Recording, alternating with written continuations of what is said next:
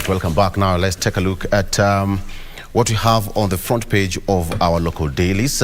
But before then, our guests are already in studio for our next segment, that is Eye on Politics. In studio, I have Honorable Said Ali, who is Jubilee Advisory Council member. And of course, we have got Honorable Hassan Osman, who is a Senior Director, Outreach and Strategy, Jubilee Party Secretariat. That is already going to happen in studio. But before then, let me take you through the front pages of our local dailies. Let me start with the Star newspaper. What do we have on the front page of the Star? Ruto's MP numbers threat to Uhuru Raila. Ruto's MP numbers threat to Uhuru and Raila. Supermajority could give president free hand to engineer key constitutional changes. That is also on the front page of the Star newspaper. Kenya Kwanza just needs 15 MPs to get the magical 2/3 majority in parliament. We have that on the front page of the Star newspaper. Again, on the front page, police arrest 4 university students over robbery claims in Nairobi Estate. Detectives are investigating 4 university students believed to be part of a gang behind incidents of violent robberies in Ruai, Juja and Kayole in Nairobi and surrounding areas. Big guns continue to snub Azimio la Umoja People's Baraza regional meetings. And big names, that is big guns, continue to snap People's Barazas organized by Azimio la Umoja leader Raila Odinga, even as the opposition luminaries downplay rifts in its ranks. What is in the pot of Azimio? And finally, on the front page, Kenya Kwanza's budget options as experts warn against expenditure cut. The government can raise 30 billion shillings every year by selling most of the 248 state corporations. Parliamentary budget experts say that the exchequer could realize between 0.5% and 1% of the country's GDP. Again, experts say that the sale could work better than cutting one expenditure. That is on the front page of the Star. Very quickly, on the Standard, Ruto on path to absolute power, more or less the same on what we have on the Star. Ruto on path to absolute power. President William Ruto's plan to control parliament is evident with moves to co-opt members from the opposition. With the House resuming tomorrow and now with the supermajority, it will be a walk in the park for the president on passing legislation and blocking oversight. And I think at this particular point, I'll bring my guest to just chiming on these headlines of what you have. Starting with you, Osman, good morning. Welcome to the program. Said, right. Thank you very much. Welcome to the program. What do you have on your take on this headline on Ruto path on to absolute power, and the Star as well as Ruto's MP numbers threat to Uhuru and Raila? Star and the Standard. Yeah, it is standard for any president to have absolute power and support from parliament. And, basically when you form a party, your intention is to govern or to rule the country. And basically you cannot do that with the minority. So there's nothing wrong with that. And, if you go back to history, we used to have one-party rule. Yes. And in the absence of one-party rule, we have coalitions, we have, all this kind of amalgamated to have the power in parliament and to pass the bills which the government feel can help and assist the common mananchi to elevate poverty. There's nothing wrong with that. There's nothing wrong with that. Others have done it. Yes. And it happened. It has happened before because the way you put it, in each and every regime, there must be that club to have control in parliament. Yes. Because legislation is quite key for the president. But coming to you, Osman, when you look at what is going to be the aftermath, and now it's going to be blocking and oversight, and now the hardest task now lies with the Speaker of the National Assembly. Yeah, I agree with you, but I think I should change from what the title that the Standard has put. All right. That it is Ruto. How do we know if it is Ruto who has called these members of parliament? Or are the members of parliament finding that they don't have leadership and they made a decision to go and look where it is warm?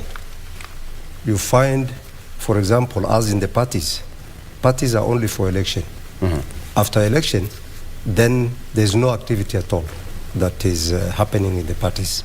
So at times, I have been a member of parliament, you find you don't get the leadership of your party. Like, for example, even after the election, there's no party that has come together to do a postmortem. Mostly the parties that have been defeated or are in opposition, they have not even come together to even do an audit of why were we defeated. So the MPs are already in the House. They are finding a lot of activities. They are finding their colleagues who are from the side of the government having a lot of activities, being called by their leadership, being talked to, being told how the manifesto is going to be implemented. So they find that rather than stay in the cold, and they represent people, they want development for their constituencies. And in history, you know, in this country, development is attached to loyalty. Yes. So you find that they go where they think that they can find some piece of development for their people, because that will be a basis of their election come the next election. That's the next question, because you know, we have got 3 arms of government, and each arm of government is independent. Whether you go to the other side, which is warmer, the way you're putting it, or otherwise, development will still have to trickle down to the common mwananchi. At this particular point, someone would argue that it was too early even for political parties to come together. A majority of them just come from an election. Others had to go back and, you know, cool off their feet for some time before they start having party organizations and party engagements. Do you think the president hijacked the whole process before political parties could settle? Starting with you, yes. No, I think it is just a matter of strategy. Because, as you said, the 3 arms of the government, you know, we have the legislature, we have the executive, we have the judiciary. Basically, the executive cannot, you know, implement anything without going through the legislature. Yes. So they have to lobby the legislature to support their bills and all the plans. And at the same time, when the legislatures, you know, do their job, they need also the government or the executive to support their constituencies, because you now narrow down to your constituency. Right. All right? To get the developments and all that. And that's the purpose of the representative of parliament in the National Assembly and the Senate. So basically, it's all about lobbying each other and working with it. But it doesn't stop you from critiquing the government where they go wrong. There's no wrong. There's nothing wrong in you know, insisting on the government to go this way instead of that way. That is very much in order. That will be a bit tricky. Yeah. That will be a bit tricky, because you're still in the government and you want to oppose the same government you're serving. You see, when it comes to oversight, oversight comes in so many other ways. Exactly. Let's start with the debt. You say we have a ceiling of the debt. There's no money in the treasury. How do you move? Okay. You have to legislate and increase the ceiling. Yes. Or rather increase the limit. You start from somewhere, and then now you start negotiating in terms of priorities. All right? Maybe the government would feel our priority is to start with education, health, and agriculture. And then as a legislature, you can debate and say, look, let's start with agriculture, because we need food in our country. Let's start with water. We need dams to irrigate those chambers to bring food to our people. It goes like that. Exactly. Yeah. And you look at this... and you cannot do that if you have friction between the executive and legislature. Yeah. When you look at those 2 arms of government, you've been a member of parliament, and now when you have a president who has... Well, the 2 bodies are completely independent, but to have a president who has a direct control over the other arm, then what is going to be the role of parliament? Because it means that anything the president says will pass. You know, Victor, if this thing, the question you're asking is going to lead us to so many questions. In the first place, how independent is parliament? That is the question. How independent is parliament? Yes. Because we have history of parliament in this country. At the end of the day, it is not only this current administration. Even the previous administration, what was happening in parliament is that you have had people being given 10,000 shillings, 100,000 shillings for them to be lobbied to pass a bill, regardless of the party stand or the party ideology. But the other question, your question now leads me to, is there any loyalty of any member of parliament to the party that brought him into the house? Exactly. That's question, what even raised part of last week. Is because if you ask me today, I have been a chairman of a political party. I have been 5 years a political party's liaison committee secretary. I'm telling you today there's no party that is compliant to the law. The Political Parties Act 2012 as amended 2022, either as a coalition or parties. Why? If you ask me today, somebody comes at the last minute and gets a ticket to vie on that party. In Kenya here today, you have 100, above 100, or more than 100 parties. Yes.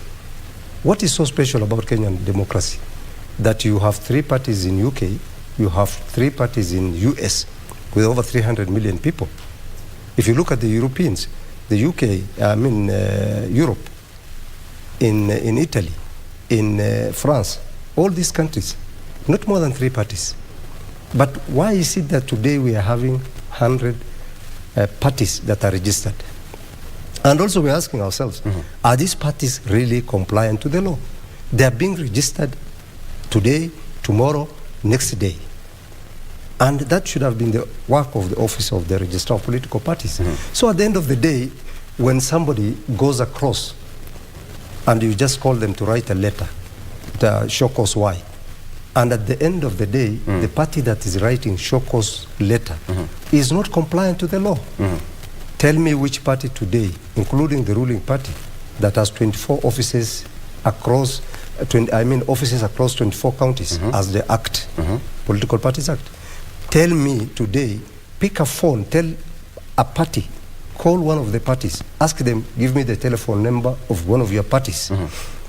I call them and ask them independently which party they belong to. The data commission today, you have seen them asking Kenyans that if you are aggrieved that you are in a party that you don't belong to, write a letter. How will a woman who's herding a goat in Turkana, how would a person who is living in an informal settlement, who doesn't work a network, an internet network, how does somebody who is herding his camel in my county, Mandera, be able to know that they belong to a certain party? These parties have no membership.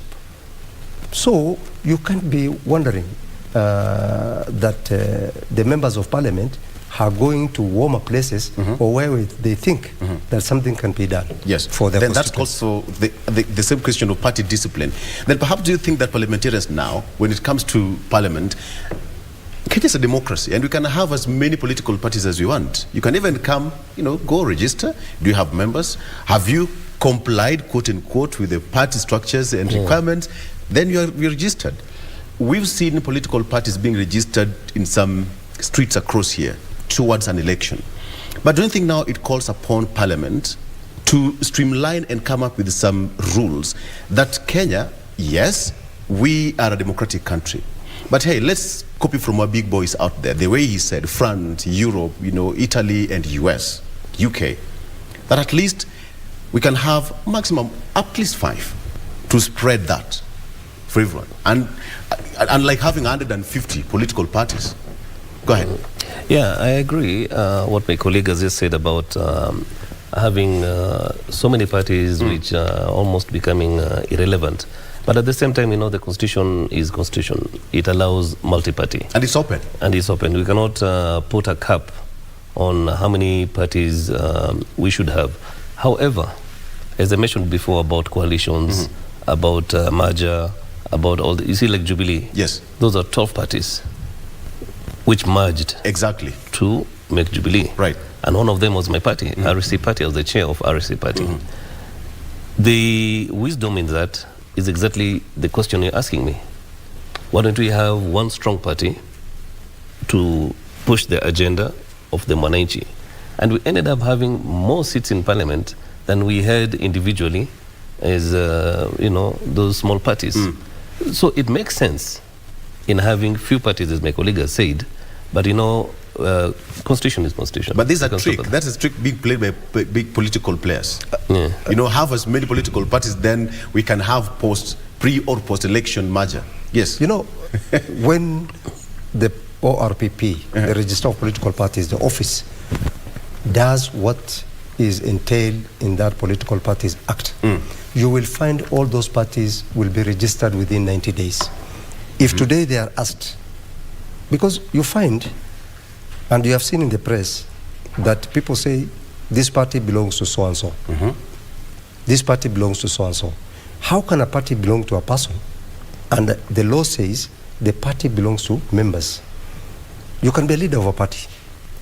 So the question here is, you will never get democracy working in this country if you are not going to rectify the mess that is in political parties. Every election time, you find that today I'm a member of a certain political party. Next election, I'm a member of another party. You will find another new party coming tomorrow to be ruling this country. And at the end of the day, they can't follow the law. That is why you find that loyalty is not there. Go to the issue of coalitions. The act is very clear how a coalition is formed. You find before even the ink dried, Honorable Kalonzo Musyoka, you know what he said? That I didn't see even the agreement that was being signed. You saw another party leader saying the same thing. You have found yesterday or before yesterday in the news that the Democratic Party is complaining in the coalition of KK. So the issue is, are these things really, are these people following the act? But it is now on the politicians. But as politicians, do they really learn? No. When you're talking about independent offices, the three arms, and you are telling me now, it's not an issue. We must follow the law, whether you are who or you are who. The law is supreme. Yes. You must follow the law of the land. And if that law is not being exercised by the office that is supposed to exercise that law, then you will find this mess. What we are saying is, tell me today, if you go to the office of the Register of Political Parties and ask for the coalitions, the two major coalitions agreements, tell me that you are going to get it in an hour. Okay. Let's take the last paper here, the Daily Nation, before we get to the discussion. On the front page of the Daily Nation is quite different. Auctioned, that is just one word, auctioned. That's the front page of the Daily Nation. One word, auctioned. It says that COVID-19 pandemic wreaked unprecedented havoc on many individuals and businesses, and it continues to open up that more and more Kenyans are losing their valued assets, vehicles, pieces of land, houses, and household goods, as landlords, banks, SACCOs, Shylocks, and online lenders go after them for defaulting on loans and payments. The high cost of living, highlighted by the runaway inflation, is not making life any better for borrowers. And for many Kenyans, it is just a matter of when, not if, the auctioneers will come knocking. That is also the front page of the Daily Nation. Still down there, Ruto defends quoting rivals MP saying that he is on Unity Drive, something that we will be discussing here. Ruto defends quoting rival MP said that he is on Unity Drive. President William Ruto has insisted that his Kenya Kwanza administration is keen to incorporate everyone, including his competitors, in uniting the country, and rejected claims he is wrecking the opposition. Let me start with you again, Said. When you look at this, my question is so simple. Do we have Jubilee now? Yeah. Jubilee is there, and it's just going through a phase of reconstitution. It will remain Jubilee. UDA will remain UDA, but working together, there's nothing wrong with that. Look at history. We had Jomo Kenyatta. We had Oginga Odinga. At some point, they had to work together in Kano. Look at Israel. It has always been like that. The coalitions.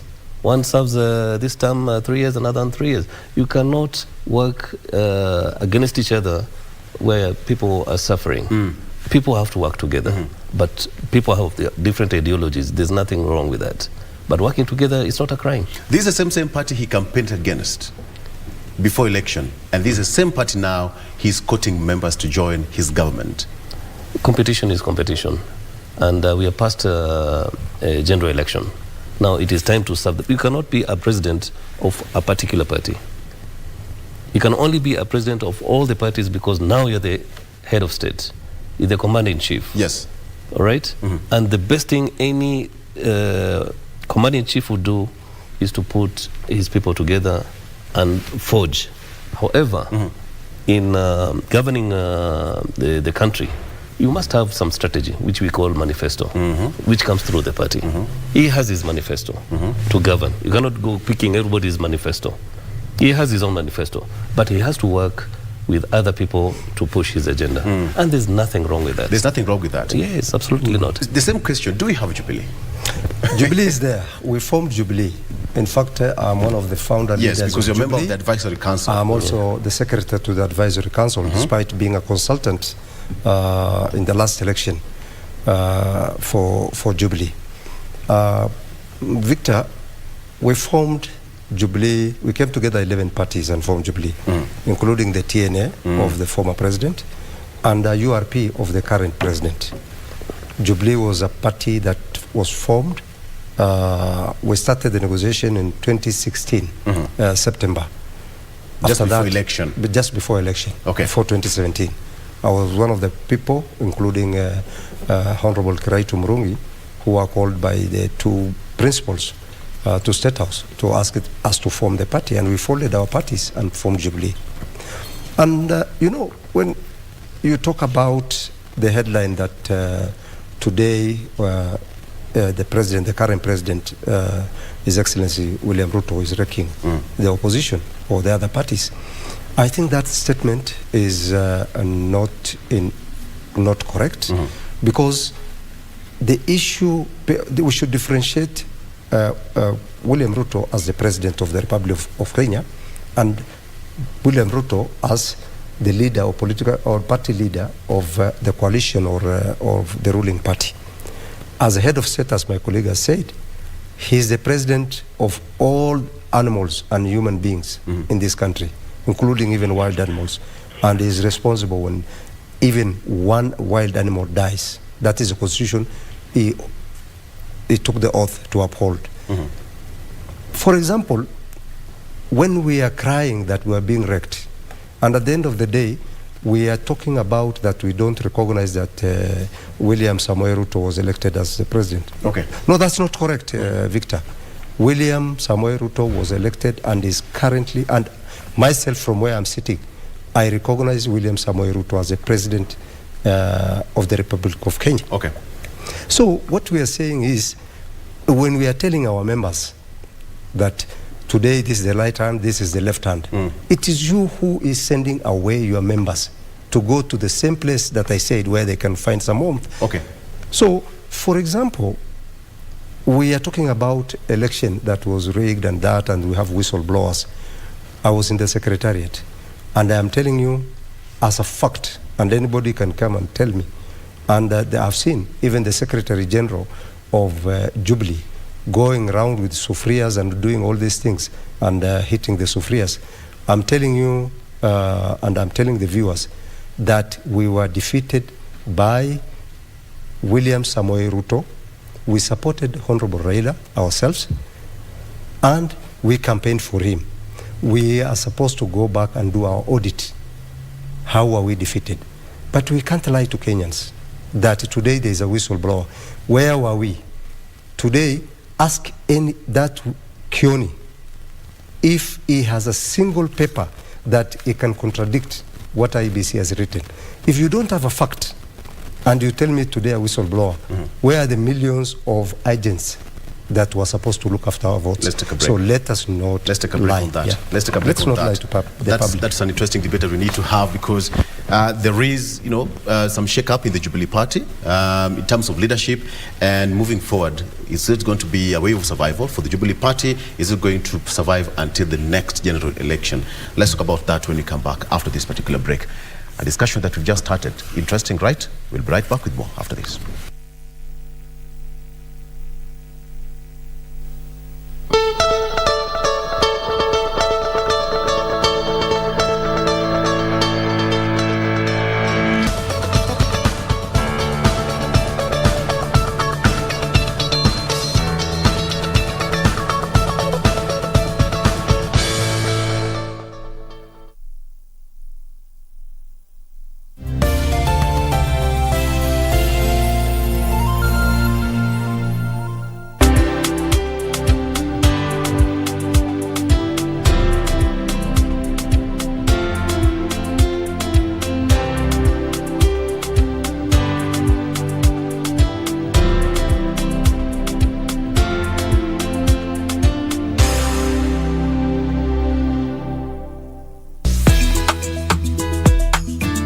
ikiwa na maandamano yake anafaa kusikilizwa namna gani? Maandamano yake iya tia gazi yo wao kirushwa hivi utasikiaje? We ama usukumo hivi mtajua hamjui. Nitahakikisha nimeenda na ujue utajulikana. tunashika chakula bado unahesabu pesa. Okay, shida yako ni nini? Tumekuja kuchukua barua za afya. Ana hauna barua? Simama. Na wewe pia mfuate. Wewe.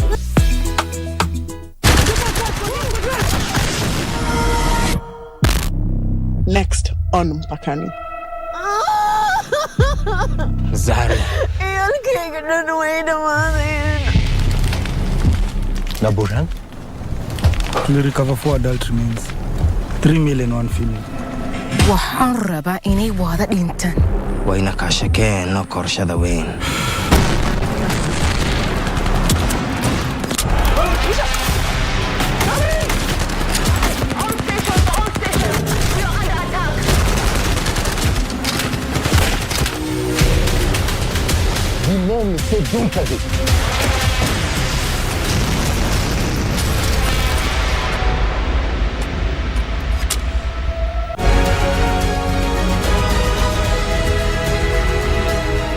After the conclusion of an impressive Athletics Kenya Cross Country Championships, Team Kenya now sets her sight on the 44th edition of the Global Showpiece, the World Athletics Cross Country Championships Bathurst 23 in Australia. Lined up for the titles is Kenya's contingent of 30 world beaters, ready to contest with more than 550 athletes from over 60 nations. Enjoy these spectacular races from Bathurst, Australia on Saturday, 18 February 2023, live and exclusive on KBC Channel 1.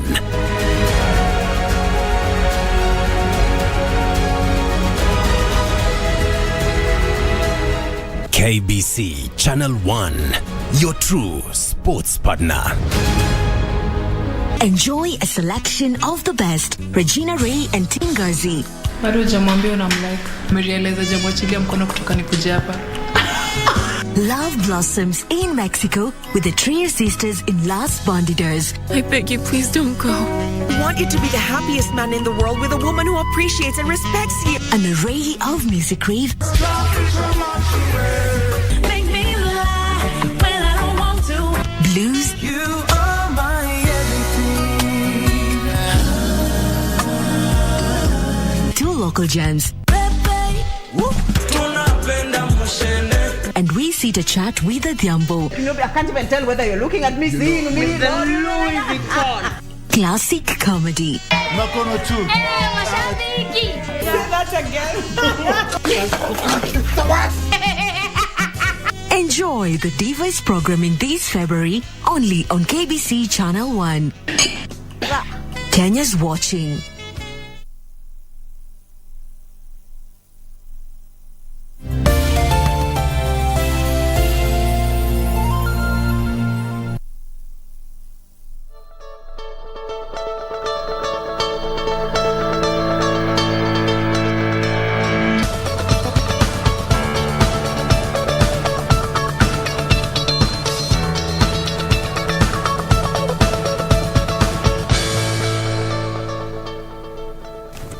All right, welcome back. Still have my guest in studio. So, gentlemen, let's talk about what is, what's at stake here. When you look at what is happening currently in the Jubilee Party, and the question is, the president campaigned against the Jubilee Party in the last election, and right now he is quoting members of the same party who he can campaign against. So, what is now the picture of all this? To weaken the party? To snatch away members of the political party from the party leader? Or what is the end game? I think, like I had mentioned earlier, it's just a strategy to have support in parliament when it comes to articulating the government's bills and what have you. You cannot run a government with minority. We've heard the late Kibaki. He tried to do that, and it was so difficult for him. As much as he had very good ideas, but he had minority in parliament.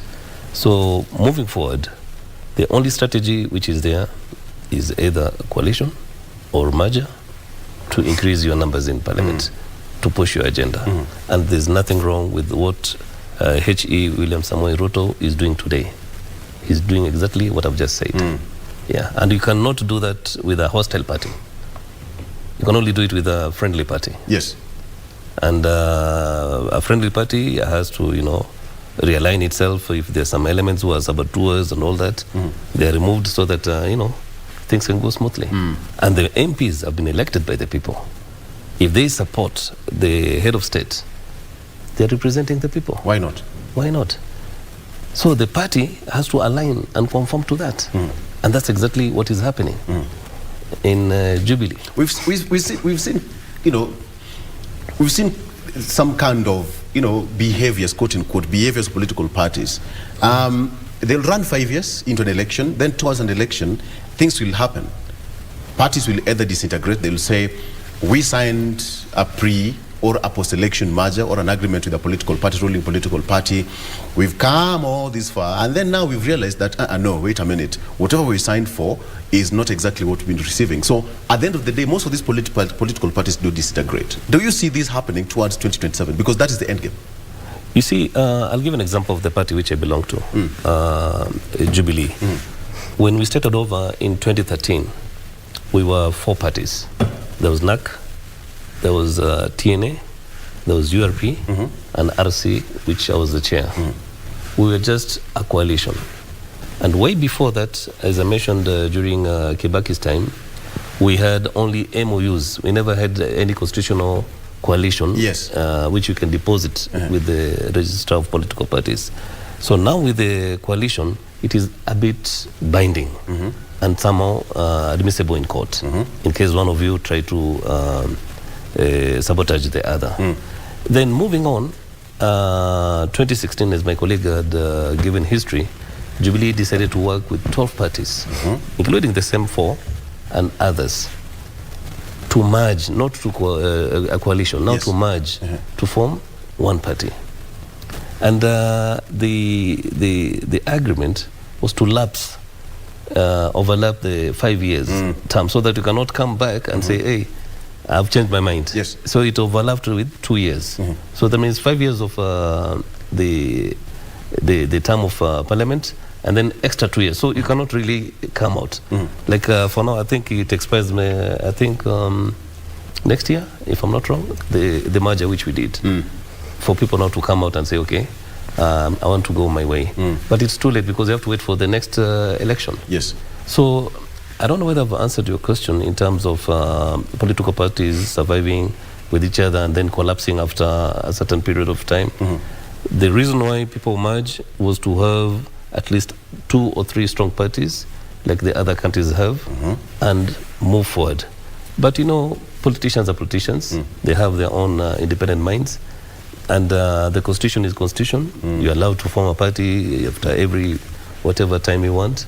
That's democracy. And that's the price we're paying for democracy. That's the price we're paying for democracy. But at the end of the day, it is a common mwananchi, Honorable Osman, because the common mwananchi, the way you're putting it, that old lady in Mandera might not be aware of the political party's existence and structures, and the guiding principles of political party and merger.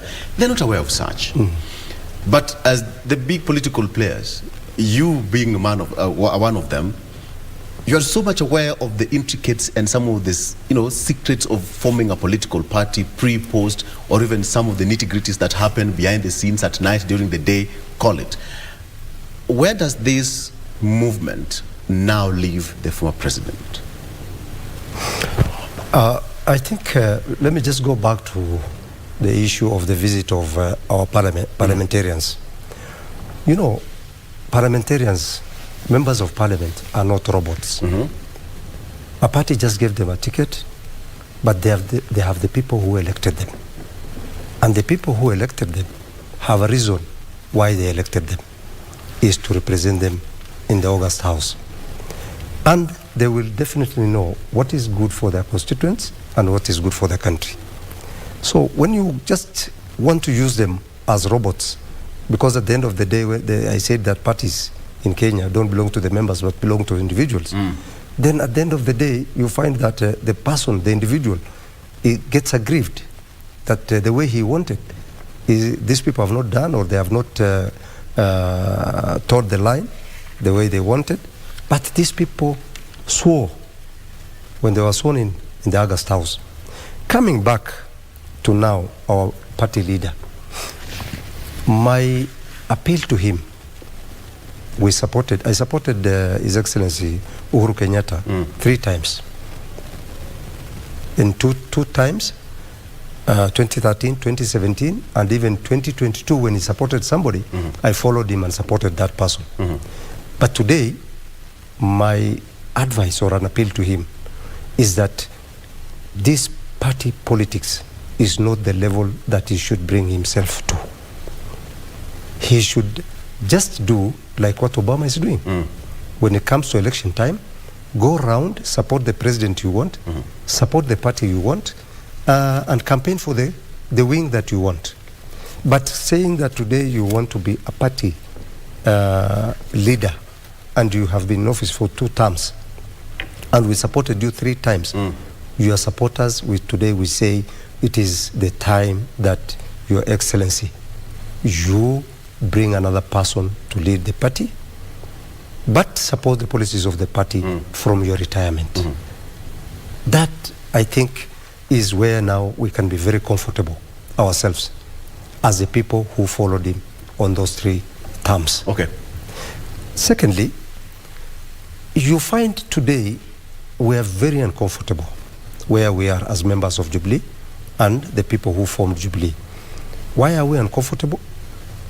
These members of parliament who went to State House, from where we're sitting, me and my friend here, and we might be speaking for other masses, the members of Jubilee outside there who don't have a voice, is that they did the right thing, and we will tell them to continue working with the head of state as head of state.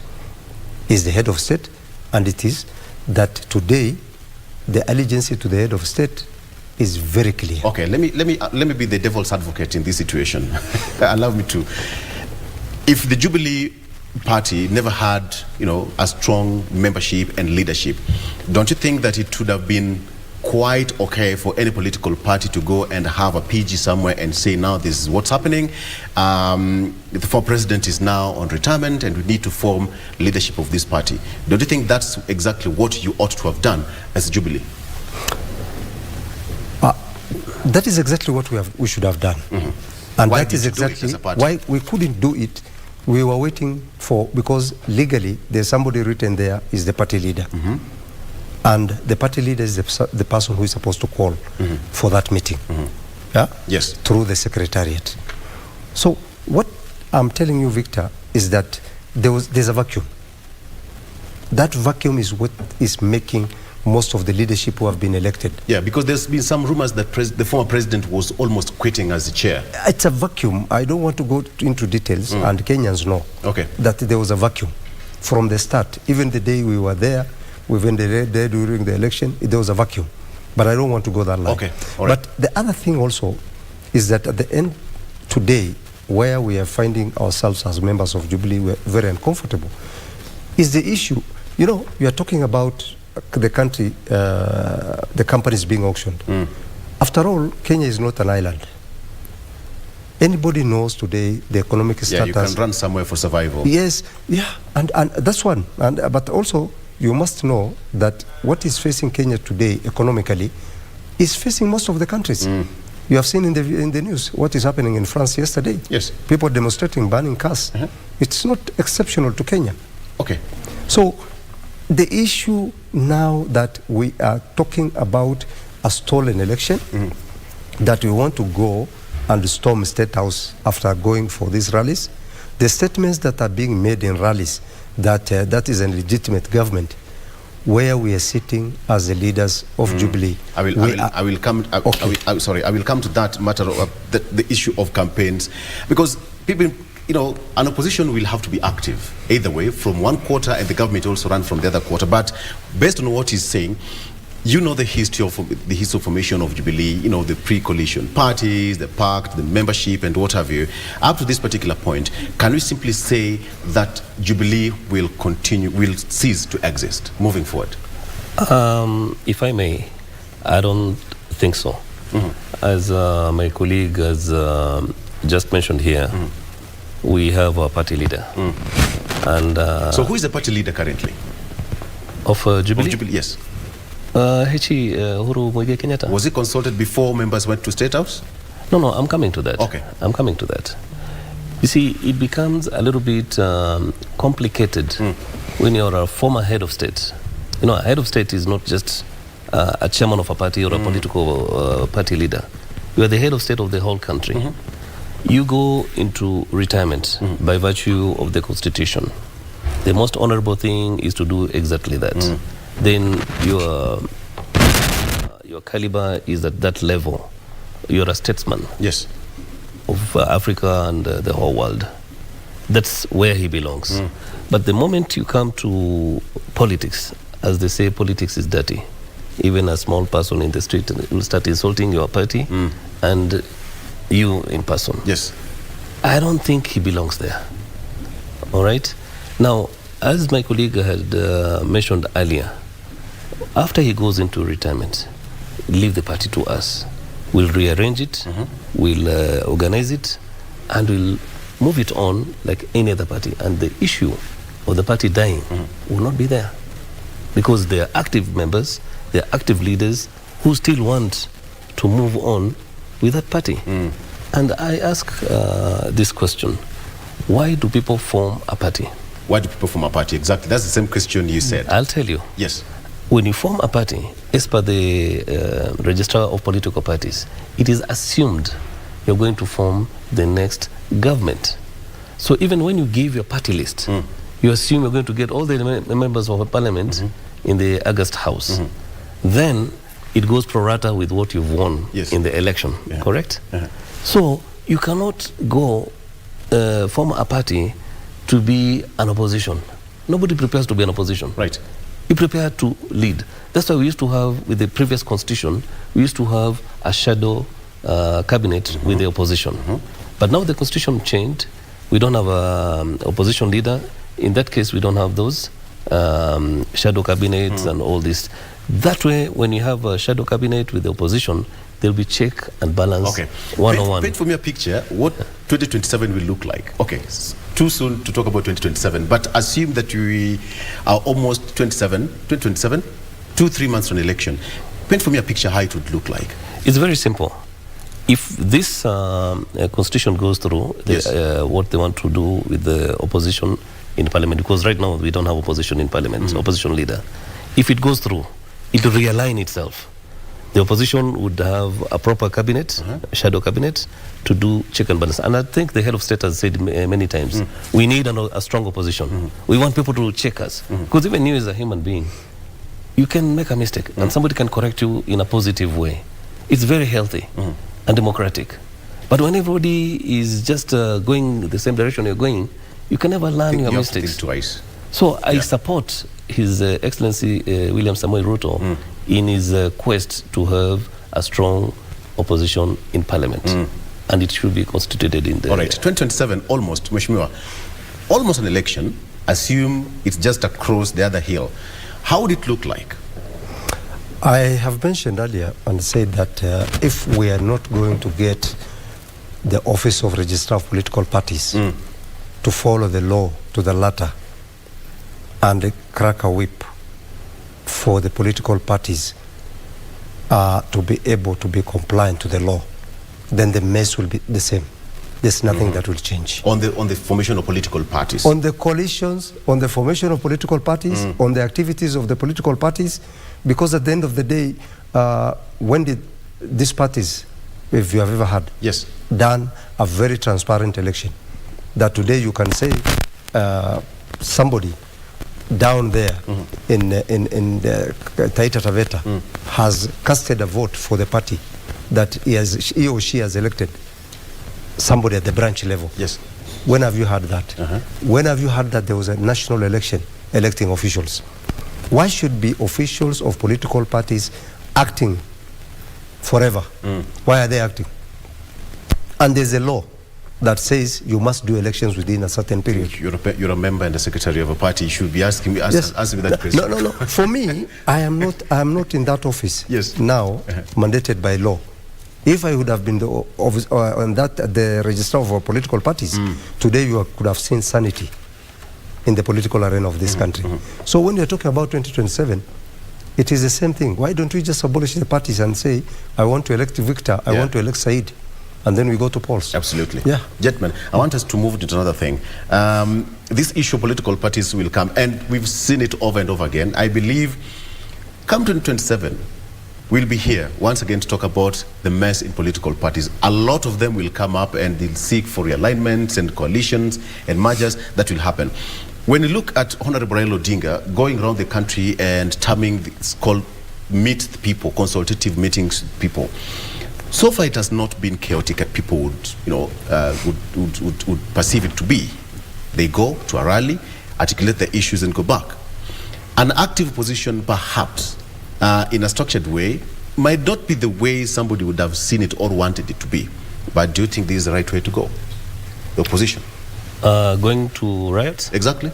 Not riot per se, but having these meetings across the country. No, it's very much in order for them to, articulate or ventilate through rallies and all this. But what I'm against is destroying of people's properties,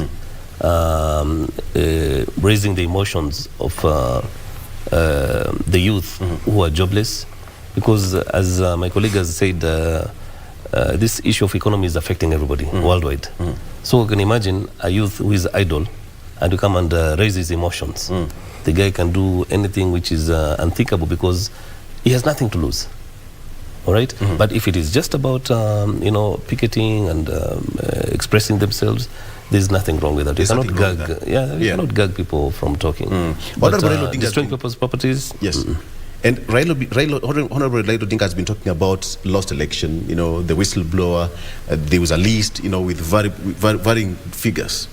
4 million, 5 million, 8 million.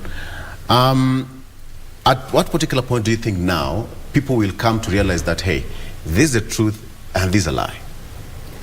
To be honest, with the constitution which you have today, if you're not satisfied with the results of IBC, the next place you go is Supreme Court. After the Supreme Court, the game is over. You can ventilate, you can sit with your family and mourn forever, but life has to go on. And let me tell you something. If you feel Mwananchi is being oppressed, or maybe there's something that you need change on, as a member of parliament, put a bill. Let it be debated. Yes. Because when it comes to economy, it affects even the ruling party. But have you seen those bills? I've never seen any, but people are very good in rallies, dancing and saying so many things. But the best place to argue your case, the best place to improvise the livelihood of Mwananchi is parliament, because you and I are not in parliament. They are in parliament. We've mandated them to do exactly that. But the same people are coming to dance in the rally. But if you look at the Hansard, my colleague here would agree with me. Some of them have never even spoken for 5 years, but they're very good speakers in rallies. So to make sense and to add value to Mwananchi's life, the best way is to go through parliament, oppose what you feel is not right, propose what you think should be done, and life goes on, and people listen to, because Hansard doesn't lie. Even if you want to go to Hansard today, you'll see even what Shikuku said many years ago. Yeah. But I can tell you, dancing on the rally and threatening and insulting, well, you will entertain. But after that, have you made an impact? I don't think so. Kenyans consume politics almost on a daily basis, and when you go to a political rally, somebody will come just because they've never seen Honorable Osman talk. Somebody will say, "Oh, this is how he looks like." Okay, let's listen to him for the first time. But when you look at the opposition, Kenyans consume politics, as I've said. When you go to parliament, two things. I want to add on that. Yes. What he said. Yes. Victor, you cannot plant maize and wait to harvest beans. It has to be maize. It has to be maize. These rallies, the question is, we're asking ourselves, what is the end result? When you say that we are going to have a 1 million march after going around the country and going to a state house to remove the current sitting president of the Republic of Kenya. You know Kenyans are hungry. There's no food. They can't pay school fees. You have seen the issue of auctioning in that Nation headline. It is just a time bomb. And if you now add fuel to that time bomb, then you will expect. We are Kenyans. And before even politics, this is our motherland. Myself, as Hassan today, at my age, if I die tomorrow, I want to be buried in this country, wherever I die. But what I'm saying is, today I totally do not agree with these rallies. As Azimio, we have not even come back and answered the people who elected or gave us votes.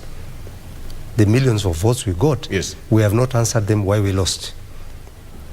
And nobody has even called us to ask us, we are going for rallies. Even as Jubilee, there was no consultation that do we go to rallies. Forget about that guy, that Kioni. Kioni, I was in the same party with him, UDF.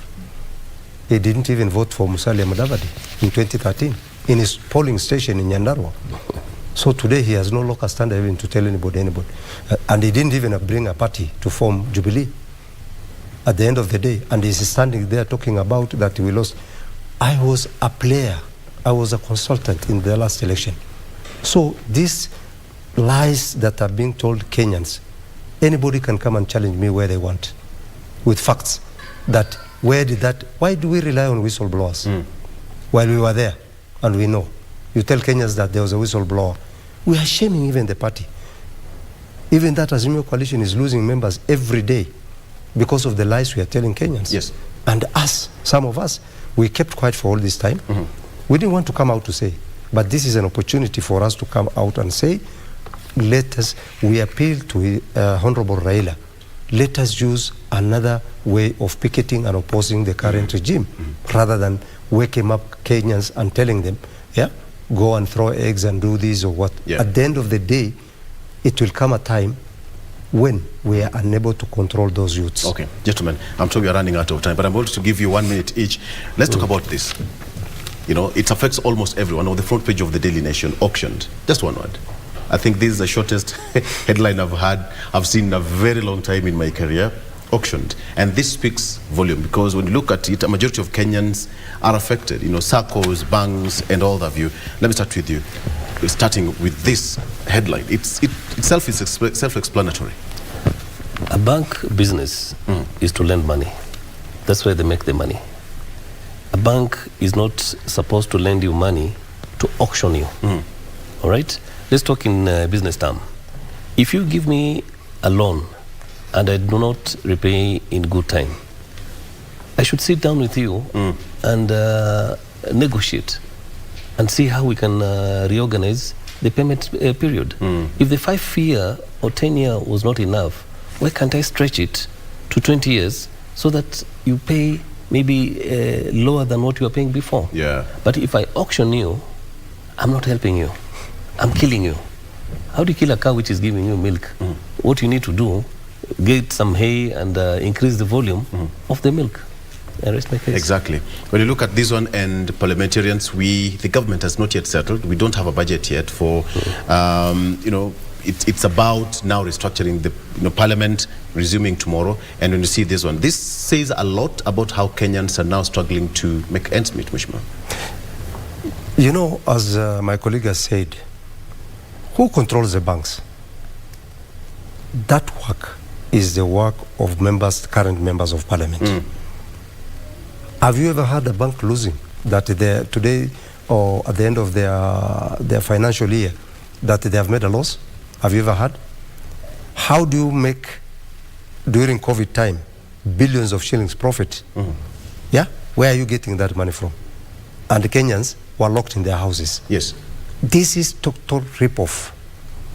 Total rip-off. And that is why, as a Muslim myself, I say, I am not going for those interest loans, and I've never gone for one. I'll never go for those interest loans. But I'm a Kenyan. What affects Kenyans also affects me. It is the work of members of parliament to look into the issue, the Banking Act, and see, are these people playing within the law, or they're ripping off wananchi? Yeah. Absolutely. You pay for your house mortgage for 20 years. It remains 1 year for you to finish paying. Your house is being auctioned because of that last 1 year that you are unable to pay because of what is going on. Yes, gentlemen, is there hope for this country at the end of the day? Because people are now struggling at the end of the day. Let me start with you as your final remarks. Is there hope for this country? There's a lot of hope for our country. And it is not upon only the president of this country. It is upon all of us to make this country today. We have droughts. Animals are dying. We have drought. The last time, when was the last time it rained in Nairobi? It is coming. Yeah. And even the Tuesday prayer, we are going there. We'll go. We'll pray. We are not invited before, but as Muslims now, we have been invited. I'm a Muslim and I'll go on Tuesday to pray. We have also been praying before on our own. But we will pray even that day with other Kenyans for that God to look on our side and we have rain. This country is the best country that today you can get in this world, and we cannot change it for any other country. So we are there to help the current administration. Where they go wrong, the way my brother said, we will say. Where they are right, we should not oppose just because of the sake of opposing. Absolutely. Is there hope?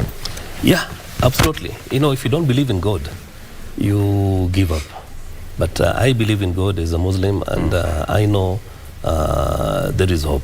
But when we talk about a country, we talk about governance. And the hope comes in if there's at least some sensible minds who will put the problems ahead and priorities and put their personal interests behind.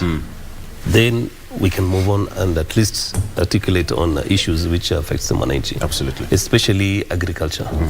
And we cannot do that if we are all fighting each other. So hope is there, but we need to strategize and see how we can jump all these hurdles which are global. It's not here only. So hope is there. Hope is there. But we need to have sober mind, not boiling heads and, yeah, but hope is there. Hope is there. You know, that's the best place to finish, because at the end of the day, we can talk all manner of politics, but if there is no hope, then there's nothing left for us. Thank you so much, gentlemen, for coming. You know, one fun thing about my career is that I get first-hand information. I've been quite privileged to have Said Ali, who is a Jubilee Advisory Council member, as well as Honorable Hassan Osman, Senior Director and Outreach and Strategy, Jubilee Party Secretariat. They have given me first-hand information that I wanted to hear about Jubilee Party. Is there hope for this nation? Well, politics aside, there is hope. Now, today is World Radio Day. World Radio Day. That's huge. My career started in radio, and I know the power of radio as it is. And it stands, my colleague Doreen said, that it remains one of the biggest medium of information being consumed globally, including Mandera, all right? Including Mandera. Yes. So radio plays a very powerful tool. We'll be crossing over to different radio stations here at KBC, the Kenya Broadcasting Corporation, just to talk to our radio presenters there to tell us what they're feeling today. We celebrate them. Today is their day, yes. And even you as our listener and our viewer, what is your take? We'll be crossing over to Mary Daraja, who is the programs controller, radio station, and as well as our brothers and sisters in different radio stations here at the Kenya Broadcasting Corporation. Today is World Radio Day. Thank you so much, gentlemen, for coming on the show. And you as a viewer, thank you for your valued company. Thank you. Good morning.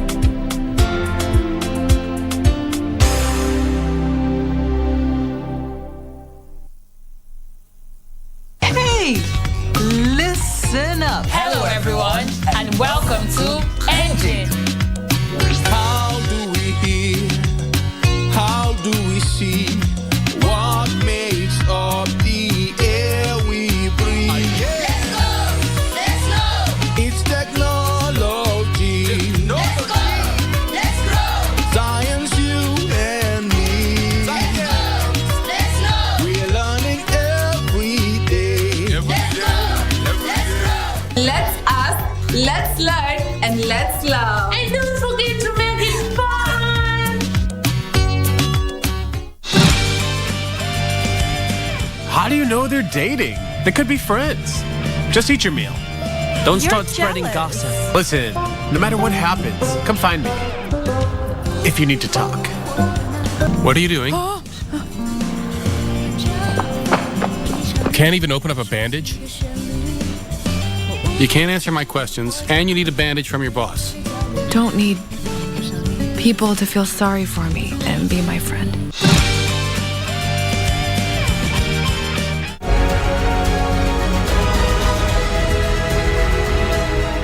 After the conclusion of an impressive Athletics Kenya Cross Country Championships, Team Kenya now sets her sight on the 44th edition of the Global Showpiece, the World Athletics Cross Country Championships Bathurst 23 in Australia.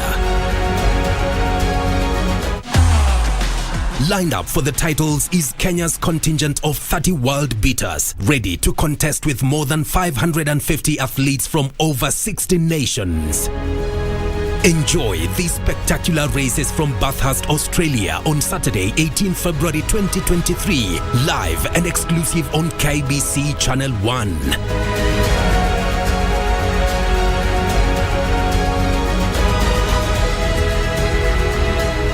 KBC Channel 1, your true sports partner.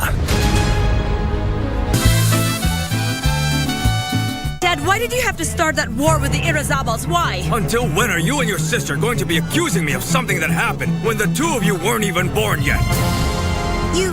Since you know a lot of things about the proper breathing, then I'm sure that you can teach me how to breathe properly. I will give you a nice massage to relax you, all right? No, Ronaldo, I can't because I'm here and all I do is think about everything that I have pending for the event, all right? It's a lot of work. Besides, I don't know what I'm doing here since I'm wasting my time. Don't you feel hot? It's hot. Rodrigo, please, what are you up to with that girl? Do you like Corina Montoya? Tell me.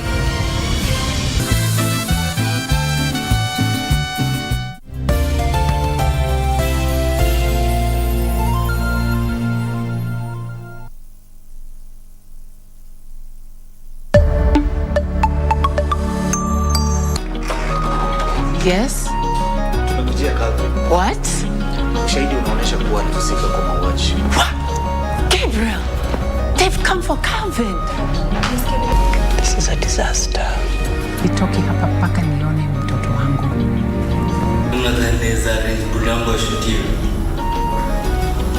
Alafu nisijaji. Nitapigia all the media people I know watakuja hapa kuona hii ujinga yako. Why they go so difficult kuona brother yetu? Kwani what's going on? I don't know what to think, who to believe. I just know that we need to stick together.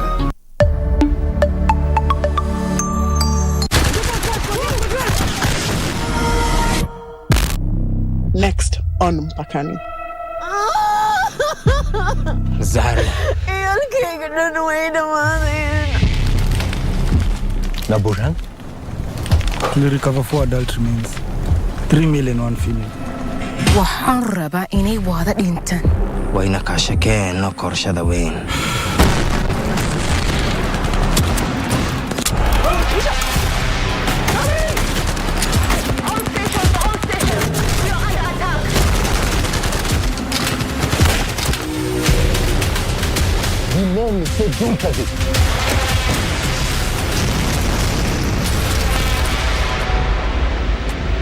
Enjoy a selection of the best. Regina Ray and Tingazi.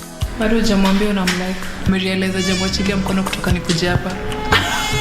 Love blossoms in Mexico with the Trier sisters in Las Bandidas. I beg you, please don't go. I want you to be the happiest man in the world with a woman who appreciates and respects you. An array of music rave. Make me lie when I don't want to. Blues. You are my everything. 2 local gems. And we sit to chat with the Diambo. You know, I can't even tell whether you're looking at me, seeing me. With the Louis Vuitton. Classic comedy. Makono tu. Mashabiki. Say that again. Enjoy the Divas programming this February only on KBC Channel 1. Kenya's watching.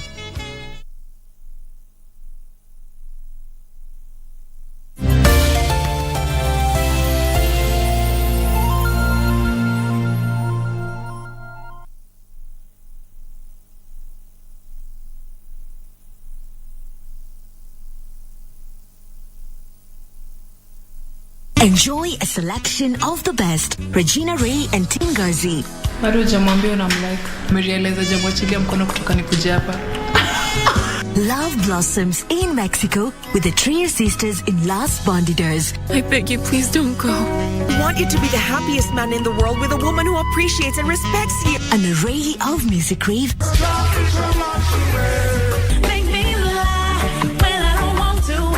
Blues. You are my everything. Two local jams. And we sit to chat with the Diambo. You know, I can't even tell whether you're looking at me, seeing me. With the Louis Vuitton. Classic comedy. Makono tu. Mashabiki. Say that again. Enjoy the Divas programming this February only on KBC Channel 1. Kenya's watching.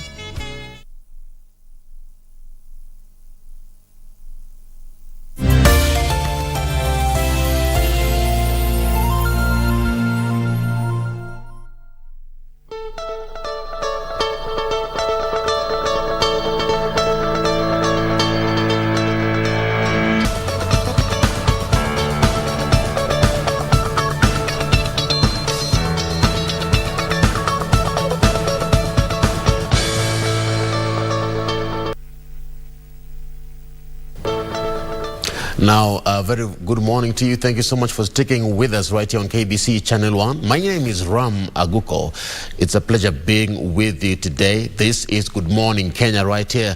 And you're just in time for the next conversation of the day if you've just joined us.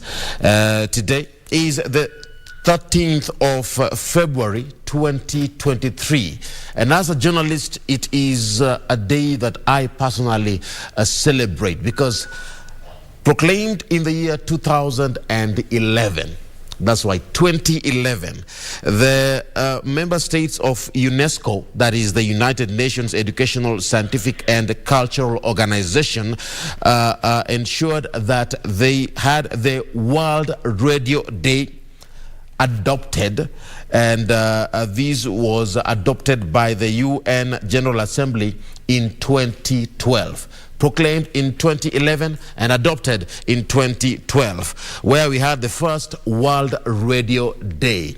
Today, as journalists and as media practitioners, we celebrate the radios that we have world over.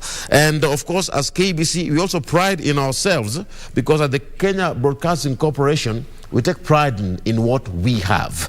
Today, we talk about having two entities in our radio stations, public service radios that are 4 and public commercial radio stations that are a total of 11. I shall be mentioning that in a few, but as we talk about matters concerning World Radio Day on this fine Monday morning, ladies and gentlemen, it is an honor for me to invite my guest joining me in studio. This is none other than the radio programs manager here at the Kenya Broadcasting Corporation, Mary Daraja. Karibu sana. Asante sana. How are you feeling? I'm feeling very nice today. And how does it feel now? It's no longer the voice only, but now voice and picture, TV. I know the feeling is different. Yeah, the feeling is different because in radio we used not to being seen, but we used to being heard. And we heard loud and clear. And you know, radio is a very powerful tool of communication. Yes, you understand that radio still rules. It is still the king, or do I call it the queen? Because everywhere you go, you'll find radio. Just click on your mobile, you'll find radio. Yes. Everywhere, you know, while driving, you listen to radio. You don't have to struggle. That's why radio will remain resilient. Radio will remain relevant. Even as technology changes. And let's look at let's take a stock take of how far we've come within the industry of radio broadcasting, the steps we've taken. I know digitization has also played a very key role. Are you proud of where we are as a country in terms of radio broadcasting? Of course, I am very happy because we have come a long way. maybe you may not know that at one point we used to carry something called a Yuha machine. It was big, it was almost 15 kilograms, and we'd use that to go and record. But because of technology, now we have, we just walk around with a smaller recorder to pick voices. And also the OB, the outside broadcasting equipment has also changed over time. Used to be huge, but now as technology changes, it's becoming smaller. Radio has evolved. Yeah, it has really evolved, and you realize that even with technology, you can now access radio anywhere, anytime you feel like accessing radio, you'll be able to access. And the most interesting thing about radio is it remains affordable. Radio remains affordable, and even as we evolve, as technology changes, radio has remained affordable. Every family owns radio, and you can access radio anytime, anywhere, as you want to. And then another thing is that initially, you remember KBC was the first radio in Kenya when it was the East Africa Broadcasting Service. It started in 1927. So radio is as old as 1927 in this country. Wow. So TV came way later, but radio was here from 1927. And we started broadcasting in English, but at the moment we broadcast in 21 languages. That's why we have 21 channels. We have public service broadcasting, as you've mentioned, and we have commercial, which we call commercial, but they broadcast in vernacular. Yes, and you know, we try as much as possible and play our mandate. You know, our critical mandate is information and education, and then we also entertain. So why do we feel like KBC has the best? It is because we broadcast to even the smaller, the ones referred to as indigenous tribes. And I love what you said, because if you look at the public commercial radio stations, we have Shoro FM, Pwani FM, Nosim FM, Minto, Kitwek, Mayenga, Mwatu FM, Mwago, Ingo, Iftin, and we also talk about Ngemi FM. Yes, our latest kid on the block. That's our latest kid on the block. Yeah. And if KBC radio stations have evolved and grown over time, let's look at the latest child, our last born here, Ngemi FM. Yeah. It has managed to reach some milestones so far. Correct? Yeah, it's reached a milestone. You know, now when you go to Embu County, that is our target audience is Embu County. You realize that we're doing very well. We speak to the Mbere community, we speak to the Embu community, and they get information, as it were. And you know, KBC's. As KBC, we are expected to communicate government policies, government programs, and promote national values, and also ensure that we have identity, promote identity, we promote our diversity. And that's why we've invested in radio, to ensure that we reach many people. And even as we speak about Ngemi, we have a station called Eastern Service. Yes. So I was actually getting, so for Eastern Service, they fall under the public service radios. Yes. Right? Yeah. Where we have Eastern Service and the Western Service. Yes. Okay. So Eastern Service, we broadcast to the Buruji. We broadcast to the Turukana, we broadcast to the Borana, and we broadcast to the Rendile. Wow. There's no other radio station stationed in Nairobi that is broadcasting to this community. Exactly. And therefore they get real-time news from Nairobi. We prepare programs that are suitable to those communities, so that we make them feel a part and parcel of Kenya, not to miss out on anything that is happening within the country. And we have the Western sub-services. We have the Iteso, we have the Kuria, we have the Suba, and we have the Pokot. Wow. I know one may ask, the Pokots are among the larger Kalenjin community, but we have our own reason why we decided that we must have a Pokot station.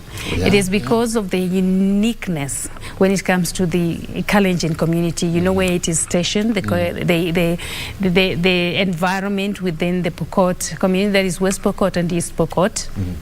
It is slightly different from the larger Kalenjin community. And that's why we, and you know, even when you look at civilization, it treats them slightly late, and they also have unique needs. Yeah, they don't have the same needs as the Kalenjin. Their needs are unique, and that's why we target that community to ensure that they get information, education, and we entertain them in a different way. We appreciate all communities in this country, and as we move forward, we are thinking of giving them each a station, a dedicated station, 24-hour, because right now we move slowly. As you realize, all these stations were once together. Gathering them. Yes, as we move forward and as technology changes, we are also trying to ensure that we cover every region. Wow. Yeah, and not just coverage, but proper coverage. That means that we prepare programs that suit those situations. You localize content. Sure, that is it. Yes. You localize content to fit the needs of the people in that those particular areas. group. Yes. And we will be talking about that in a few, because I have so many questions in regards to how our vernacular stations are working. Yeah. But of course, ladies and gentlemen, on top of these, we mentioned among the public service radios, we have Western and Eastern services. We also have KBC Radio Taifa and KBC English service. Yes. We'll be talking about that in a bit. Sure. But I want to head over to KBC Radio Taifa.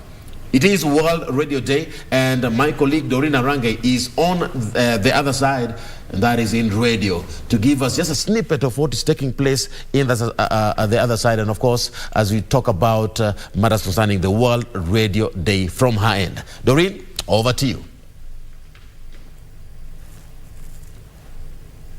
All right. I'm told that she's preparing. Okay. All right. No problem. So once ako tayari, Fadhili, you will let me know.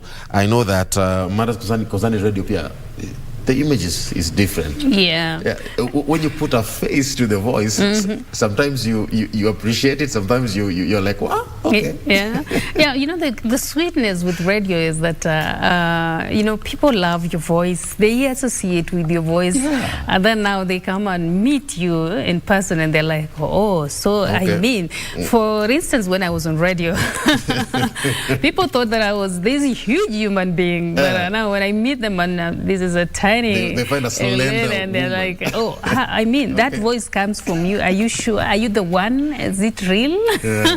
But we enjoy that because, you know, radio gives you space to meet the real people. That is, because it goes down to the grassroots, and that is where the real Kenyan is. And when they listen to you, telling them issues that affect them directly, and proposing solutions on how they can deal with problems that they are facing in that area, articulating government policies that would help them overcome the challenges that they face there. They relate more with radio. And as KBC, we have really tried our level best to play that critical role to ensure that our masses are informed for them to make informed decisions. Exactly. And that's why we need to have this conversation. World Radio Day. Sure. And of course, I'm coming back to you in regards to that. Why should we celebrate? Why should we look at World Radio Day?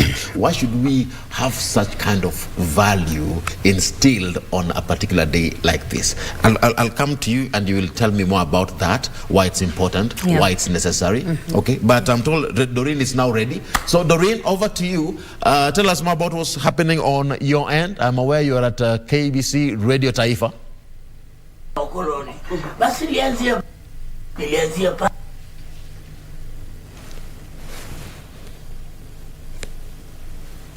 Is Doreen ready? Fadhili? All right. Okay. I'm told that she's not ready. We apologize for that, but don't worry. This is the sweetness of live TV. Sure. Yeah, you see things as they are. So, Fadhili, when you're ready again, also cue me. You let me know about that. So, maybe World Radio Day. Yeah. Why is this day important? This day is important because we appreciate. It's the day to appreciate the role of radio in the world. Yeah. Why radio? Why do we think radio is very important? Why do we attach so much importance to radio? We attach so much importance to radio because it is the one that reaches the masses. And its affordability is something that we need to celebrate. And its versatility is also something that we need to celebrate. You know, the good thing with radio is that anyone can listen to radio. They can sit in a group, or even when you're working on the farm, you can just place radio there and continue working. You don't have to sit down. Yeah, to listen to radio. You continue with work as you listen to radio. When you're in traffic jam, what keeps you company? Radio. It will keep you company. You won't even feel the boredom of the traffic jam. When the government wants to reach everyone, who do they use? Radio. When you look at the campaigns that we do, health campaigns, even when the Kenya, for instance, Kenya Defense Forces or the security organs want to hire, it's radio, because it will reach that target audience. Yes. It will reach that youth who is looking for a job. And you don't have to struggle for you to get radio. So we celebrate radio because of its versatility. We celebrate radio because of the critical role it has played over the years. We celebrate radio because of its affordability and how it changes with technology. At one point, when we were transiting from analog to digital, it was thought that actually with the emergence of the digital platform, then radio was going to die. But we've just realized that radio is now even more powerful than before. Yeah, because now you can be able to see the people behind the microphone. Exactly. Yeah, the digital platform has given us another opportunity to celebrate radio, because now you would wish to see these people, but nowadays you see exactly what they are doing in radio, real time. There's how you connect with them. And you feel like, you know what, so this is the man behind the mic. Yes. And these are the things that they are doing. Yes. And you think that, you know what, I thought it was such a complex thing until you get to see it on TV and you can associate with them. Of course. Yeah. At some point, there was this conversation, especially among journalism students. Yes. Is radio dying? Are we going to see the end of radio? Radio will not die. It won't die.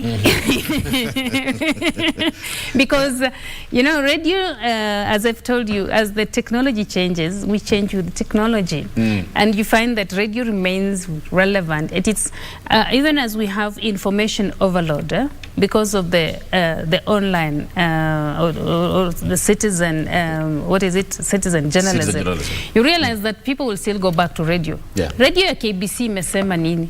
If it is the government communicating and KBC radio hasn't spoken, then people will not believe it until KBC radio speaks. I'm sorry, I'm being told that now Doreen is ready. So let's head over to Radio Taifa. Doreen, over to you. Television alikuwa anaitwa Morris Mwenda kutoka kule sehemu za Mazera, Mombasa. Yeye ndiye alikuwa Mwafrika wa kwanza kuwa controller wa television Kenya hii. Sasa kwa hivyo ndivyo utangazaji ulivyoanza. Kwa hivyo Kiswahili kitukuzwe. Kwani ni lugha ya taifa. Kwa sababu ni lugha ya Radio na TV sasa ishaoana. Nilimsikia Captain Njoroge akisema kwamba unajua kabla radio na TV oane inachukua muda. Lakini sasa hivyo ndio iko jamani.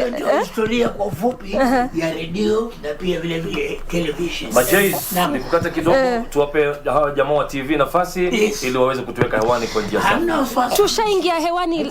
Tushaingia. Haya tuende kazi. Nilikuwa mimi ninafahamu kwamba television, runinga na radio ni kitu kimoja. Ni kitu kimoja. Ndivyo basi nilikuwa nasema kwamba Captain Njoroge alivyosema inachukua muda kabla radio na TV oane, lakini mwisho wa siku inaoana.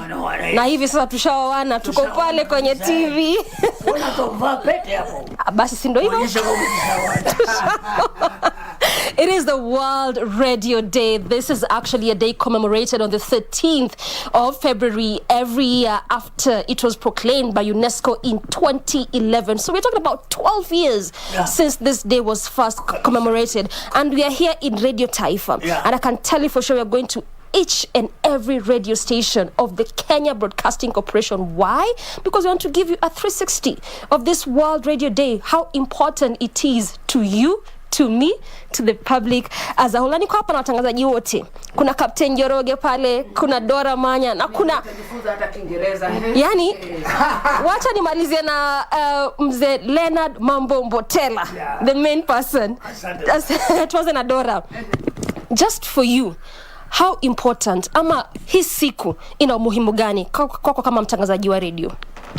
Mimi kama mtangazaji Dora Manya, siku hii kwangu ina umuhimu mkubwa, manake inanikumbusha kule radio imetoka, na pia inanisaidia kukumbuka wale ambao waliweka misingi ya radio, ili kwamba watu kama sisi tuje tupate sasa kwamba tasnia hii ya utangazaji iko tayari, mambo yamewekwa vizuri, hatua zimepigwa, na sasa tunaweza tukaenjoy ile tunasema freedom, kwamba tunakuja hewani, tunazungumza, na vile vile inatusaidia kuhakikisha kwamba ndoto zetu, ama mimi kama Dora, zile ndoto ambazo nilikuwa nazo tangu utotoni kwamba siku moja nikikuwa mkubwa nataka kuwa mtangazaji, basi iliweza kutimia. Kwa hivyo siku kama hii inanikumbusha kwamba siku moja nilikuwa na ndoto, lakini hiyo ndoto niliota na sasa ikaja kutimia, kwamba leo mimi ni mtangazaji. Kusikia kweli unasema kwamba ndoto ulizokuwa nazo ukiwa mchanga, hasa ukiangalia miaka yako hii sasa unasema kwamba imetimia. Na tutakuja kukueleza kwamba changamoto ni zipi, kwa sababu ukiangalia kipindi kama hiki kinaanzia kuanzia pale saa 12 asubuhi mpaka saa ngapi? Saa 4. Kwa hivyo kuamka asubuhi kila siku inakuwa vipi kwako kama mtangazaji? But before all that, Captain Njoroge mwenyewe, yule ambaye anasema kwamba radio na TV inachukua muda kupatana. Mambo yanakuwa sawa. Yani niambie kwako umuhimu gani hii siku na kuanzia miaka ya 2011, 12 years later, why is it important to you? Well, hii siku ni kubwa kwa sababu unaelewa kwamba hiki ni chombo bila shaka ambacho kinafanya mambo ya habari, kufikishia wananchi majumbe mbalimbali, burudani, na kwa hiyo siku hii ni muhimu kwa sababu kama chombo hiki kinaweza kutumika vizuri, kinaweza kuleta muamala na mshikamano katika jamii, lakini mara nyingi kinatumika vibaya. Siku hii ni muhimu kwangu, kama alivyosema mwenzangu Dora Manya, nilikuwa na ndoto kubwa. Nafikiri nilipokuwa darasa la 3, babangu aliniuliza swali, ungependa kufanya kazi gani? Mimi sikupoteza muda, nilimwambia baba, nataka niwe mtangazaji siku moja. Na sasa nahesabu miaka 15 katika radio tofauti za kitaifa, za kieneo, za kimataifa. Na kwa hiyo siku ya leo mimi huwa siji kazini, Dorin. Mimi huja kujiburudisha, manake hii si kazi kwangu. Huu ni wito ambao ulianza zamani zile. Tupo na changamoto kibao. Changamoto ni kuamka mapema saa 9 jamani. Usingizi hauishi, unaukata haukatiki, lakini unakumbuka kwamba kuna watu wanaokusubiri ili kwamba uwatengenezee siku yao, waerefushe, waelimishe na masuala kama hayo. Kwa hiyo siku leo ni muhimu kwa sababu mpaka sasa hivi licha kwamba kuna njia nyingi za mawasiliano, radio bado inabaki kuwa chombo ambacho kinaaminika na chombo ambacho kinawafikia wananchi wengi kwa muda mfupi zaidi na wakapata habari ambazo ni muhimu zaidi. Napenda vile ambavyo unasema kwamba hii kwako si kazi haswa, hii ni jambo ambalo wewe ulipenda kufanya, na ulipoulizwa na mzazi kuanzia hiyo darasa ya 2 ya 3 ulitaka kufanya nini, kwa huku sita hata mtangazaji aise. Mara moja tu nikamwambia baba, siku moja leo hii baba yangu unisikiliza, yeye ndio shabiki wangu nambari 1. Lazima anisikilize, aseme kijana ameingia kazini na leo amefika mapema, na inanipatia motisha mkubwa zaidi. Pia nashukuru kwa sababu kuna wale walitutangulia kama mzee Majezi hapa, Leonard Mambo, wengine tumekuwa tukiwasikiliza, tukatamani kazi zao, sauti zao, na kazi ambayo walikuwa wanafanya mpaka leo hii tunaifagilia, tunafaidikia kwenye majoho yao, na tunatembea tu pamoja katika safari hii kuhakikisha kwamba wananchi wanapata habari kila uchao. Nakusikia. Na umesema kwamba kuna wale ambao tuliwatamani, tuliwasikia. Naja kwako pole tu, tuliwatamani, tuliwasikia, tukaoni wakatutia moyo kwamba lazima tukuje tufanye hii kazi ya utangazaji, na tunaye mmoja wa hao, Leonard Mambo Mbotela. Amekuwa katika hii industry, tunahitaji na Kiswahili taaluma, tasnia na habari tangu miaka ya 60, 70, 80, 90 mpaka sasa bado yupo katika tasnia ya utangazaji. Imekuwa kwako vipi mzee Leonard? Asante sana kwa nafasi hii. Kwanza kabisa, kabla sijajibu swali lako, hebu niwaambie wale ambao wanadharau kazi ya utangazaji. Maana kuna wale wanasema hiyo kazi ya utangazaji ni kazi bwana, kazi gani bwana, kazi duni, kazi duni. Na mimi nawaambia si kazi duni, kama ingekuwa ni kazi duni ungenunua redio ukaweka hapo nyumbani. Kama ni kazi ovyo, kama ni kazi duni, mbona ungenunua redio ukaweka pale nyumbani? Kwa sababu unataka kufurahishwa kimuziki, unataka pia kuelimishwa, unataka kusikiza habari na kadhalika. Kwa hivyo kazi ni kazi, na usidharau kazi ya mwenzio ukasema kwamba hii ni kazi duni, kazi nzuri ni hii. Kazi ni kazi. Hata ukinipatia ufagio sasa hivi na mbele ufagia hapa chini nikafanya carpet, nitafanya, maana ni kazi ambayo ninaipata. Naam. Kwa hivyo mimi nawakanya, si ungwana kudharau kazi ya utangazaji. Maana ukitaka habari, yule mtangazaji tena kuletea zile habari, asipokusomea zile habari utajuaje habari? Utasikiaje yale yanayotendeka nchini na yale yanayotendeka kote ulimwenguni? Naam. Kazi ni kazi, anavyosema mzee Leonard Mambo Mbotela. Tusidharau hii kazi ya wanahabari. Lakini naomba tu mwelekezi wangu kidogo tu, wacha mzee Leonard atule kidogo tafadhali. Imekuwa vipi hii miaka ya 60, 80, 70, 90, wewe kama mtangazaji juu bado uko hapa katika hii tasnia? Ni kwa sababu ni moja, na ni sababu rahisi sana. Kwa sababu napenda kazi yangu. Kama ningekuwa siipendi kazi hii, niwachilie mbali, ningeenda kashika kazi nyingine. Lakini kwa vile ambavyo ni kazi ambayo imenijenga, na mimi mwenyewe tangu nilipokuwa shule, kama alivyosema mwenzangu hapa nyuma hapa, Captain Njoroge, alisema kwamba yeye alipenda kazi hii tangu akiwa shule. Kwa hivyo mimi hii ndio kazi iliyonilea kusema kweli. Sijafanya kazi nyingine mahali popote isipokuwa kazi hii ya utangazaji. Ndio maana nilikuja nikachukuliwa mwaka 1982 nikaja hapa kusema ya kwamba serikali ya Moi imepinduliwa. Lakini Tutarudi hapo baadaye. Hapa studio hii. Sawa, asante. Tutarudi kwa hiyo maneno baadaye. Nonetheless, we are still at Radio Taifa, and as I told you earlier, beg your pardon, we'll be traversing the different radio stations in KBC Channel 1 just to give you 360 of this World Radio Day, and also to tell you how important this day is to you. How are you also commemorating the World Radio Day? Ram, over to you. Wow. That was a fantastic conversation. And it has given me goosebumps, looking at how mzee Leonard Mambo Mbotela anauliza swali hapo, je, huu ni ungwana? Ukidharau kazi ya mwenzako, je, huo ni ungwana? Thank you so much, Doreen. I know we'll come over to you in a bit, but let's proceed with our conversation. It's all about matters concerning World Radio Day right here on KBC Channel 1. We celebrate our radio stations, and we are proud that our radio stations are doing a fantastic job reaching out to all Kenyans within and without. Now, let's, of course, I am still here with my guest here, Mary Daraja, the radio programs manager for KBC. The World Radio Day, very good event, fantastic day it is. But we have a theme. Yes. Yeah, we have a theme, radio and peace. Sure. Yeah, so what is the place of radio in ensuring that you are fostering peace in the country? Radio and peace, it has come at the right time. Yeah. Radio plays a critical role when it comes to promoting peace. When you promote coexistence, promote the values of the society, and when we also promote diversity. Yeah. In a way, we are already talking to peace. That we appreciate each and every community residing in this country, and that we live in this country as Kenyans first, yes, before even sharing our diversity. And the diversity we share is a rich culture of this country. Yeah, yeah.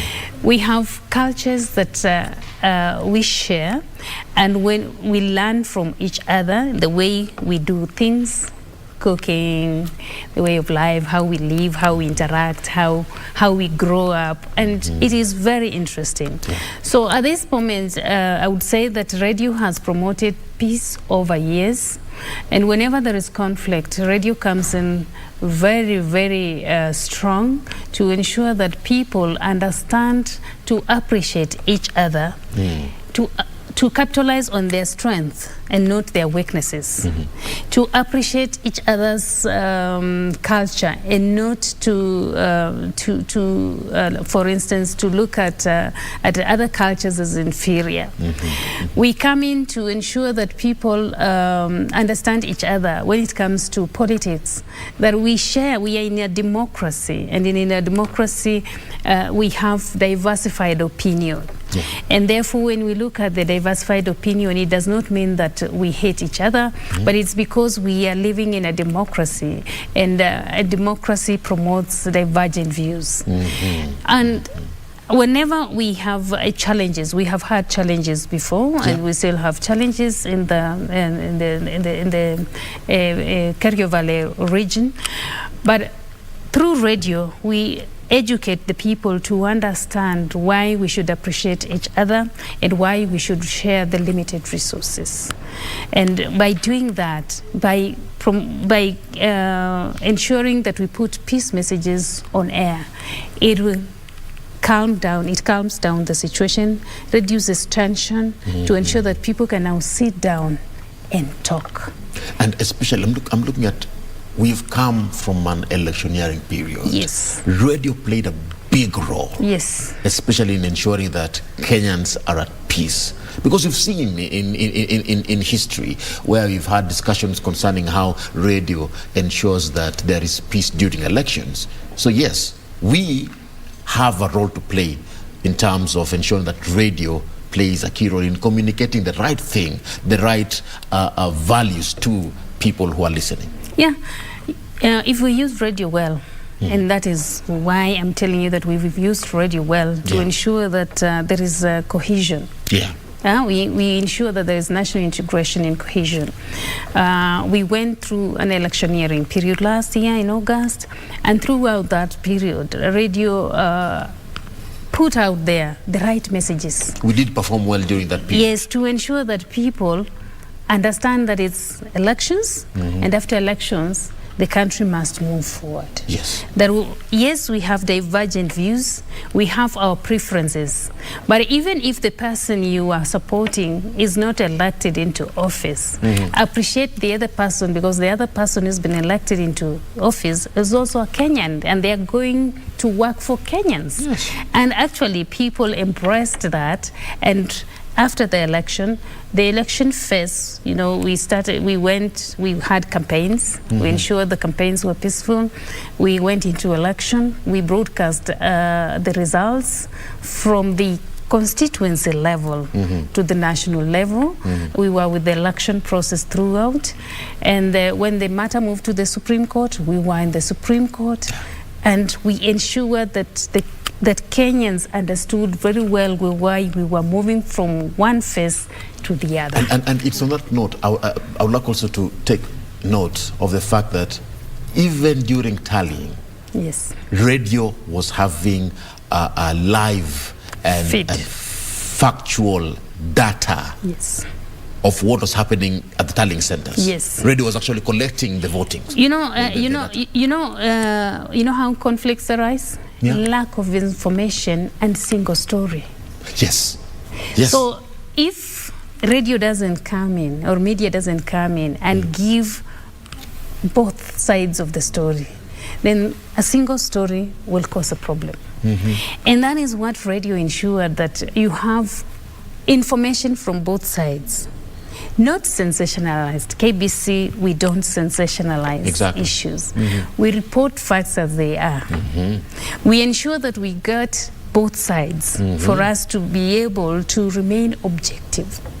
Yeah, because if you only project one side, that means you're slanting, and you don't want people to know what is happening on the other side. So we project both sides so that now a Kenyan can make an informed decision. And on top of that, apart from news, we also do tailor-made programs that target the audiences to ensure that they understand well the issue at hand. And that's why when I look at Maje, we call him Maje, Leonard Mambo Botela, I am proud to associate with him. He's been here for a very long time. There are others that came before us. There are those that we are with. I celebrate each and every radio presenter, producer in this country. Kudos to the and world over, because we have done so well, and we continue working for the Kenyans, and we continue working for the world. You know, radio, when we look at radio, for instance, some of my radios are listened to outside this country. Exactly. Yeah, neighboring countries, Tanzania, Uganda. For instance, recently I was in Turkana, and they were celebrating a cultural event that brings together the Turkana, the Taposas of Sudan, some of the Ethiopians, and the Karamajong of Uganda. And they were asking me, you know, radio used to go further than the Karamajong area. Why? What is happening? I told them now, because of the change from medium wave, which was very powerful, to FM, which travels in a linear way. That's why you're not getting us beyond Karamajong, but they're getting us in Karamajong area. They listen to us also in Sudan, in Ethiopia, and they love what we do, and they say they learn so much from the Kenyan media. And we have those who are abroad, in the US, in the UK. They get us through because we stream. They get us through the mobile phones. I even love the fact that the way we did today, a fusion of radio and TV. I'm telling you, that is the best thing. Yeah. You can listen to your radio on TV. Yeah. You can listen to your radio on TV. Yeah. and you know, let me tell you, people love radio presenters because they just love their voices. Exactly. Sweet voices. Yeah. I want us to look into how we can be able to foster relations, especially within the media industry, in terms of service delivery. There has been this conversation, and of course, this is still in commemoration with the World Radio Day. Conversations about who are we bringing on our radios, about the training of journalists, the training of those that are on the mics. They are trained. As a matter of fact, they are trained. And I know you've had this conversation, and you've seen how Kenyans say, you know what, this person should not be on radio. Yet the fact is, even if that person is a comedian, they have been trained. They know how to go around matters concerning broadcasting in radio, and they have the information with them. Let's talk about that. How can we ensure that we instill training within the broadcast area so that we deliver good content that is informative, entertaining, and educative at the same time in regards to radio? Yeah, training is a critical aspect, and what we just need to do is to tie some loose ends within the institutions that do training for radio personnel, but also the individual media organizations have a role. Because when these presenters are trained out there, there are certain areas that may not apply within the institutions, but then they apply within the media stations. So what they need to do is that when the presenters or when new staff members are hired, then they have to be trained within the media house, and that's what we do as KBC. That's why we don't have so many problems. Yes. We retrained them to suit our needs. Exactly. To ensure that they follow the rules to the letter, because we have media ethics, and the radio has also its own rules. For instance, we ensure that they learn how to follow those rules in production, that is in program production, in technical aspect, and in news production, so that whenever we have a program, that program must meet the standards. And that's why KBC is here to set the media standards. Exactly. And we ensure that we follow the rules of the profession, so that we don't go outside and defame anyone, for instance, or put information out there that is not relevant to the people. So training is very critical, but the media organizations should not just put people on air before retraining them to suit their needs within the media organization. And that's one thing that is a plus for KBC. Yeah. Because for KBC, we are not just doing things for the sake of doing it. No. There are people who have been approved. They have gone through the processes. So as a Kenyan, when you're watching or listening to your different radio stations, you should know that everything is all sorted out. And that's why most of the time our presenters or radio producers have been poached, let me use the word poached, to work in the commercial stations, just to help them ensure that they are getting it right. They don't just take it because maybe of talent. We have a lot of talent, but they take from KBC because we have the best. All right. I want us to bring that conversation to a close on that very good important Before we close, I would like to wish everyone a happy World Radio Day. And for the radio personnel, just know that we appreciate you, we love you, and thank you for the good work you're doing, and continue doing that work. All right. That is the radio programs manager here at the Kenya Broadcasting Corporation, Mary Daraja. Thank you so much for coming. Thank you. It was a pleasure having this conversation. Very important indeed. And you just saw a few moments ago, we had Doreen on the other side. She is at Mwatu FM. And we just want to head over to Mwatu FM and get a listen, get a feel as to what is happening there. Over to you, Doreen. Happy World Radio Day.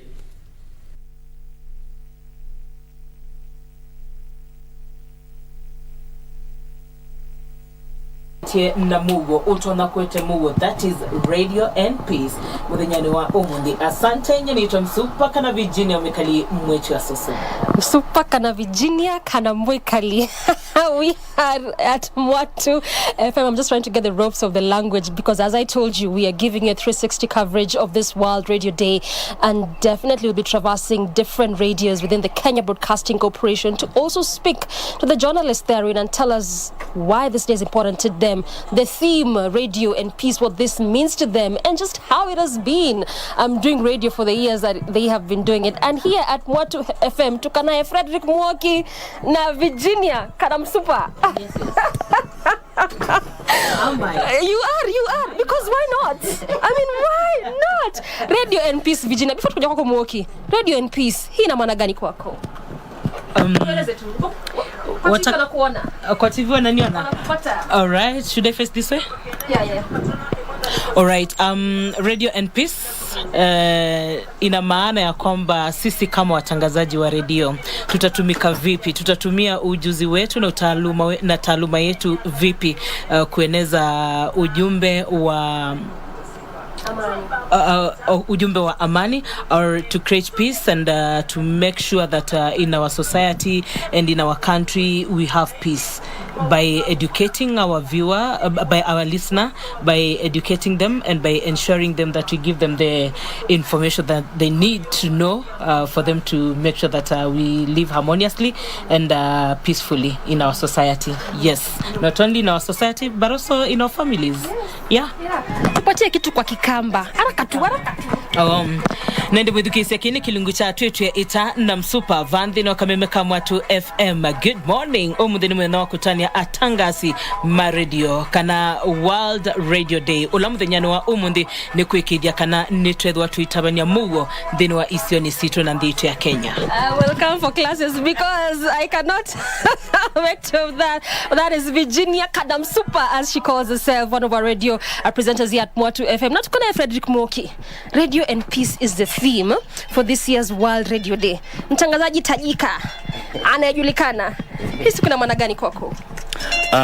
Radio and peace. I think this theme is meant for us journalists and media personalities to be agents of peace. We ensure that we preach peace and we inform, educate on the audience on the importance of peace in our society, so that we try and play that role of creating a moral society in our communities, in our families, at the workplace. So I think peace, and we have always been advocating for that peace as media personalities. I think that's the role that we're supposed to be playing, and it's a good theme this year. Yeah. You know, just earlier on, you were speaking to Leonard Mama Botella, and he was also just telling us some of the challenges, especially just as a radio journalist. And of course, this cuts across journalism as a whole. For you as one in this industry, what has been the difficult parts, and why do you keep doing this? As media, I understand we play a very huge role when it comes to matters, enhancing peace in the society and so and so. And of course, it comes with so many challenges.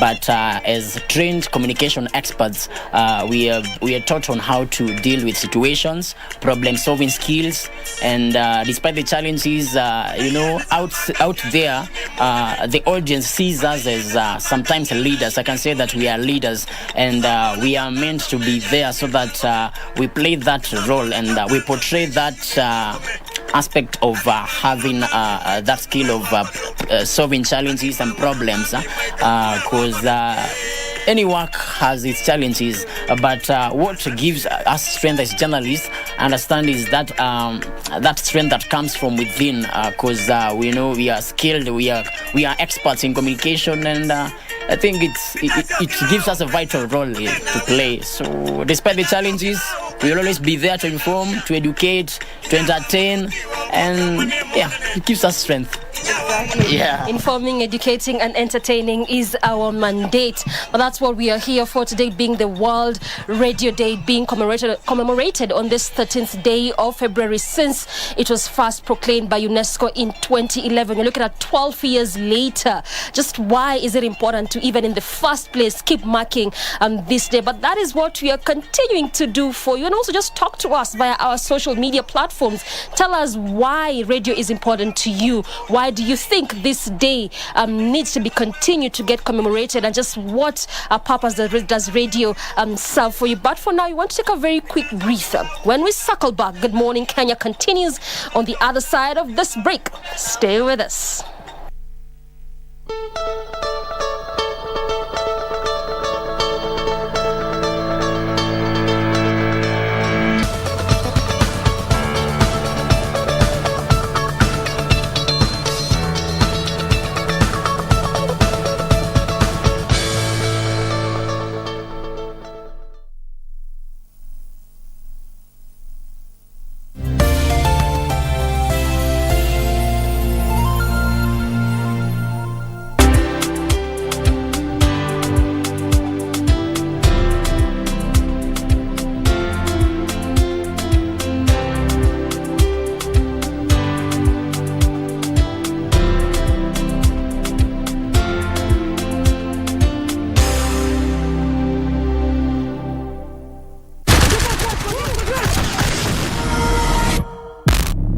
Next on Mpakani.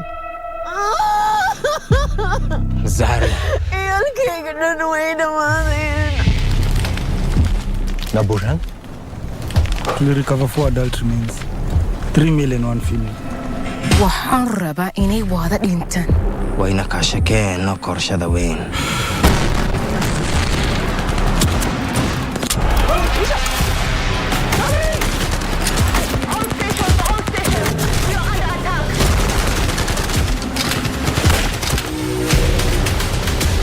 name is Ruto.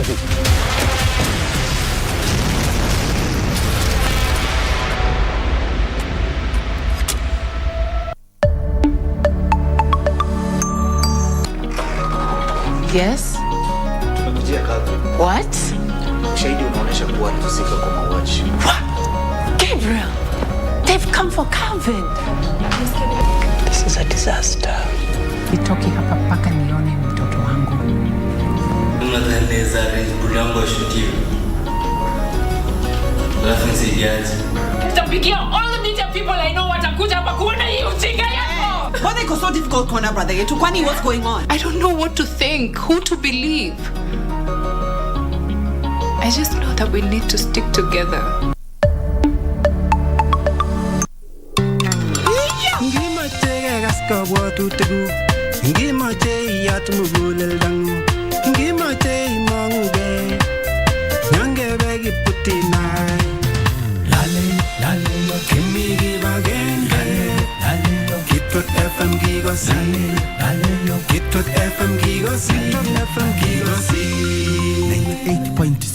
Kitwek FM Kegosin. Enjoy a selection of the best. Regina Ray and Tingazi. Bado hujamwambia unamlike. Mrealize jamwachilia mkono kutoka nikuje hapa. Love blossoms in Mexico with the trio sisters in Las Bandidas. I beg you, please don't go. Want you to be the happiest man in the world with a woman who appreciates and respects you. An array of music rave. Make me lie when I don't want to. Blues. You are my everything. Two local gems. And we sit to chat with the Diambo. You know, I can't even tell whether you're looking at me, seeing me. With the Louis Vuitton. Classic comedy. Makono tu. Say that again. Enjoy the Divas programming this February only on KBC Channel 1. Kenya's watching.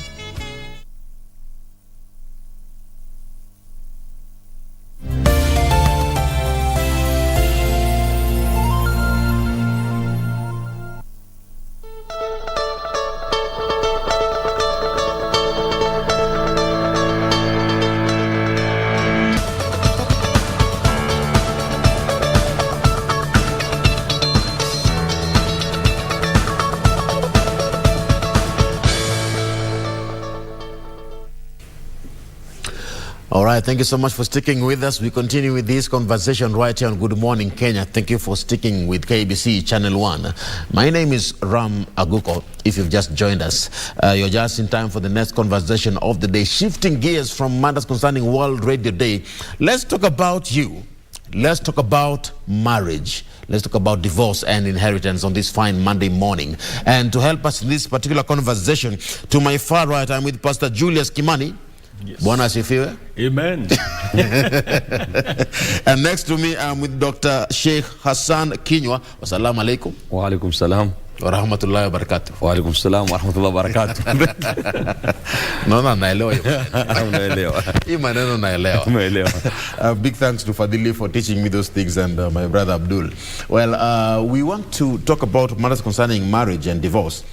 And from wherever you are, I invite you to be part of this conversation. Ask your questions. I was aware that in the previous discussion we had got a lot of feedback. Yes. All right. We had a lot of comments in regards to that. I invite you again to join us in this conversation. The hashtag is Good Morning Kenya. My handle is at Ram Maguko. Be part of this conversation and ask your questions, give in your thoughts at KBC Channel 1, which is the official station handle.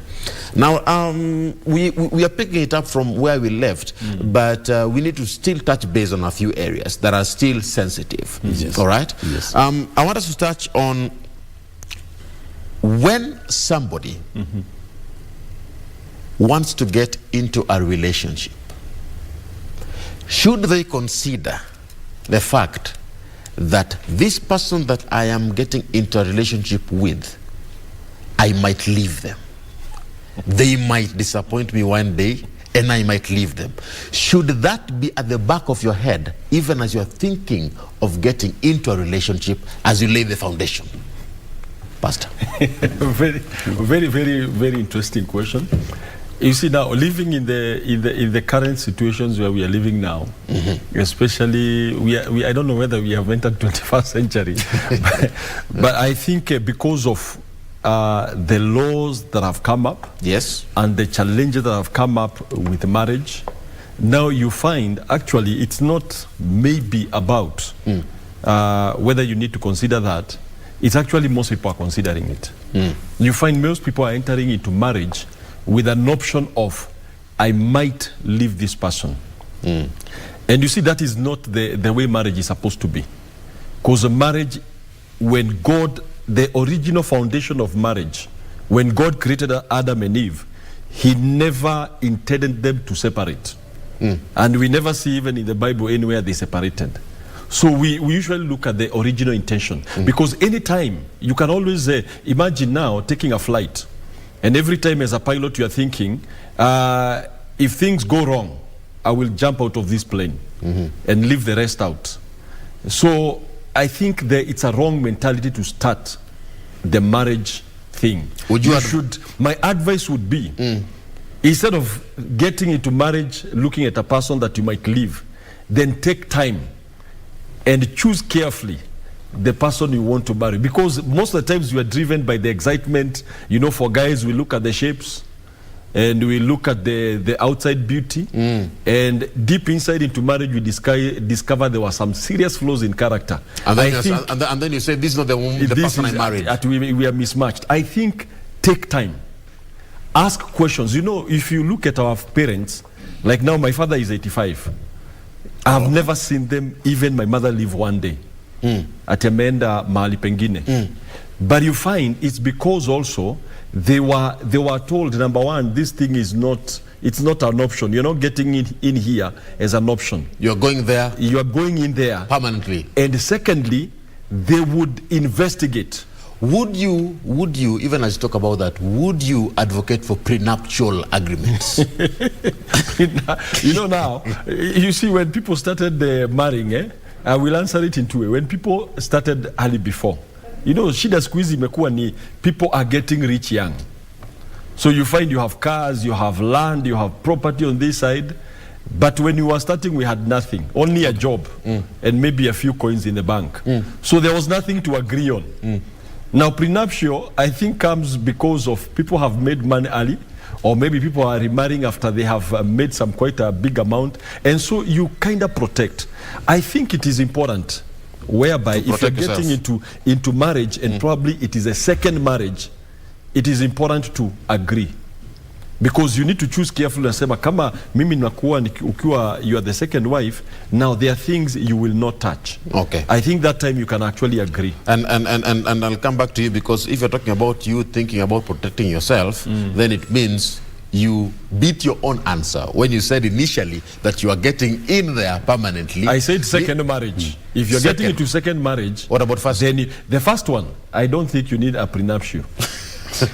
Kama ni ya kwanza, Sheikh, let me come to you. Na roho. Kama ni ya kwanza, ingia na roho yote. Ingia na roho yote. Your thoughts in regards to this. Should you get into a relationship or a particular marriage? Tomorrow is Valentine's Day. Should you get into it while at the back of your head you're thinking that, you know what, tunaweza achana siku moja, wacha nijipange? Yes. Thank you so much, my brother, for this question. Islam is very, very clear. Islam understands that human beings are different from each other. They come from different backgrounds. And that's why Prophet Muhammad, peace be upon him, told us, tunkahul mar'a li arba. A woman is married because of 4 reasons. Li jamaliha, because of her beauty. Of course, almost 90 or 95% of men will marry a lady because of her beauty. And then, walimaliha, because of her wealth or property. Wali nasabiha or hasabiha, and because of her progeny or her status in community. Walidiniha, and because of her religion. And then Prophet Muhammad told us, fadfar bidhati dini taribat yadak. Go for the one who has a religion, because if you don't do that, then you'll be in a lot of problem. And Allah subhanahu wa ta'ala in the Holy Quran, when he teaches about marriage, he tells us, فَإِمْسَاكُمْ بِمَعْرُوفٍ أَوْ تَسْرِيحٌ بِإِحْسَانٍ. When you are now coming together as husband and wife, فَإِمْسَاكُمْ بِمَعْرُوفٍ. You either join hands in better and righteous way. أَوْ تَسْرِيحٌ بِإِحْسَانٍ. And when it comes to living each other, so Islam knows in the initial day of marriage that divorce might come anytime. فَإِمْسَاكُمْ بِمَعْرُوفٍ أَوْ تَسْرِيحٌ بِإِحْسَانٍ. When you are now living each other, you live each other in the best manner than even you married. So you're saying? Yes. It's okay to get together. Yes. In marriage. Yes. But now get together well. Yes. And it's okay to leave each other. Yes. But leave each other in the right way. It is okay to That's leave what each you're other. saying. Of course. Doesn't that promote divorce? It does not promote divorce, but it is being actually naturally agreeable and also cognizant of that human beings might be different. You might have entered into a marriage because of some reasons. Then when you enter there, you don't find the reasons. For example, the youth of today know very well that if I go with a good car to the wife's parents, they will accept me. And what the youth do nowadays, they go and hire very good cars. Then when they go for a show, when they go for engagement and the rest, they go with a car. Then after 1 week after marriage, there's no any car there. Then they ask, where is the car? Then the guy starts lies. When that actually arises, it is the right time for that lady to quit. She's allowed to quit? Of course. Just because no car was seen? No, because now you have entered into this marriage in the basis and foundations of lies. Now, Sheikh, you mentioned 4 areas. Yes. Reasons why you marry a woman. Yes. Correct? Yes. 1, beauty. Yes. 2, wealth. Yes. 3, status in the community. Yes. 4, religion. Yes. These things can fade over time. Yes. 1, your beauty fades over time. 2, wealth comes and goes over time. 3, your status in the community can change. Today you're up, tomorrow you're down. And 4, your religion, you can choose to change your religion over time. Why would you base reasons for getting into marriage based on things that change over time? Islam actually, Allah subhanahu wa ta'ala tells us that we must always try our best to be better day after the other. Yes. Allah tells us in the Holy Quran, Inna alladhina qalu rabbuna Allahu thumma istaqamu tatanazzalu alayhim malaika alla takhafu wa la tahzanu wa abshiru bil jannati allati kuntum tu'adun. Inna alladhina qalu rabbuna Allah. Those people who say that my Lord is God, one God. Thumma istaqamu. Then they stand on their principles of religion. Tatanazzalu alayhim malaika. Angels will always be accompanying them in everywhere they go. Okay. Allah takhafu wa la tahzanu. Angels will always be telling them, Allah takhafu, you don't have to fear anything. Wa la tahzanu, and you don't have to despair. So what I'm trying to say is that when I enter into marriage with someone, you know the reasons actually I am speaking about the lady, they apply also to men. Yes. Even women, when they want to be married to someone, they go for handsomeness first or the wealth. That's why you realize nowadays a 20-year-old girl can marry an 80-year-old man. Status, and actress is very proud saying this is my hobby because of she has seen some money. Yes. Of course, when a 20-year-old lady marries an 80-year-old man, many times there is money. Why don't they go to Kiambu, Muranga, Wajir and do that? They do only in Nairobi and other places. So it's because of wealth. Now, if that old man lies to this lady, and then the lady comes and realizes that this man now doesn't have money, what will happen? Maybe the man lied because he was living in a house somewhere, maybe in Lavington, Karen. Kumbe he's a shamba boy, but the owner of the house had gone to America and he's coming back. When he comes back, if that guy is now going to Kiambu and other areas, the lady will have to leave because now this marriage was founded on lies. And the reason why I'm looking into this particular question as the first area of concern is because of what you said. Yes. Foundation. Yes. The foundation of a marriage can determine whether it will stand strong or if it will, or whether or not it will stand or end up in divorce. Do we have a problem currently in the country of laying of foundations of marriages? And that goes to the both of you. Let me start with you. I will start by saying we have a problem. And the problem stems, number one, that options have been given. Now, nobody who is building a house will lay a foundation with a plan that one day this house may come down. Now, today we have Turkey, and we have countries like Japan. We saw the earthquake, and sorry to all those that lost their lives, but we saw houses coming down. We have seen in the same place houses that never crumbled. What was the difference? Foundations. Most likely the houses that never came down, they built them with a mind that there could be earthquakes. So there was a preparation. In case of earthquake, this house will not come down. And that is the problem we are having in marriage. We do not have people who are saying, I want a solid foundation. What is a solid foundation? The solid foundation is, number one, chastity. Today we have test driving. Nasema wacha kwanza ni test drive, nione kama anaweza nizalia, then kama hawezi zaa after 1 year I drop. Wrong foundation. So the thing is, the moment wacha ni test drive, nione kama this guy can be able to manage my lifestyle for example 1 year. If he cannot do it, I drop him. But you see, the original foundation was God. And it was supposed to be genuine love, whereby selflessness. You get into the relationship and you are giving not 50-50, you are giving 100% of you. Nowadays, you get into marriage where you want to give 70%. So if you are earning 100,000, you come in with a mentality like, my wife has to provide also 100,000. Wrong, because marriage is a selfless thing. You step in and you give your 100%, and the woman also steps in and gives 100%. And unless we restore the foundation the way God intended marriage to be, that it is based on pure love, and it is based on compassion, it is based on giving the other person your companionship, and no matter the good times or the bad times, then we cannot be able to succeed. So we need to create foundations that are strong, instead of looking for foundations where we can bail out. Thank you so much. And you know, I've been an assistant registrar of marriages for more than 15 years. Yes. And then when the laws changed, I became a marriage officer. I'm a licensed marriage officer as I speak, actually. And I'm the spokesman of all marriage officers in the country. You're qualified for that? I'm qualified for that. Yes. This is what I've been doing. I've conducted more than 7,000 marriages since I joined that task. In fact, I've done it more than many Qadis in the country. Even Qadis, most of them, they have not done more than 1,000, but I've done more than 7,000 marriages since I started this. I've realized that people go to marriages with different reasons, which is okay.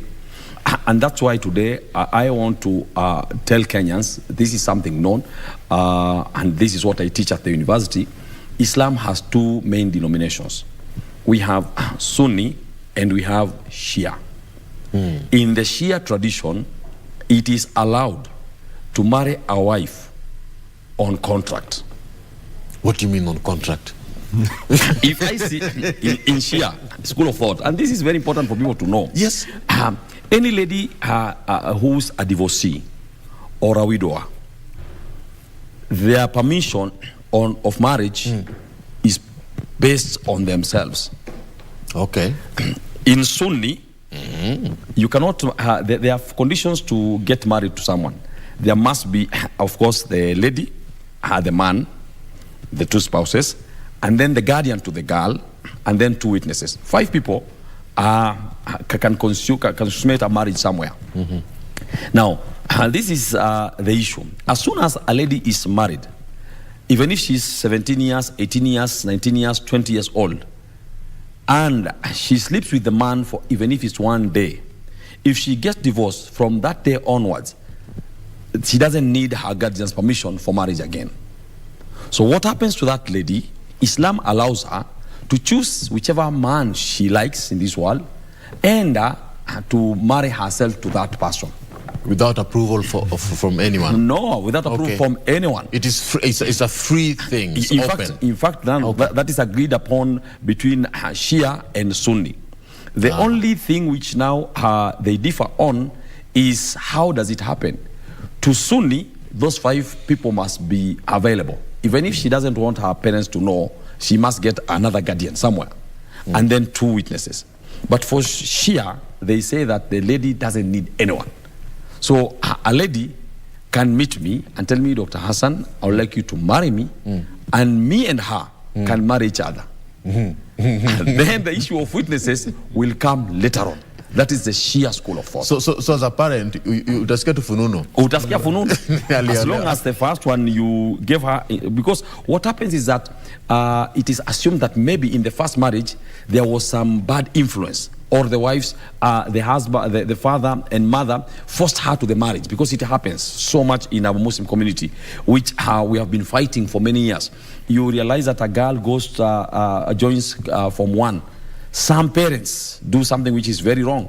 By the time the girl joins class 1, they have already said that this belongs to someone else somewhere. Okay. You can imagine, then someone lives all those years, she cannot make her own choices. These are things we tell parents never to do them, and that's why Islam realized that these things might happen in future, and that's why it says that فَإِمْسَاكُمْ بِمَعْرُوفٍ أَوْ تَصْرِيحٌ بِإِحْسَانٍ.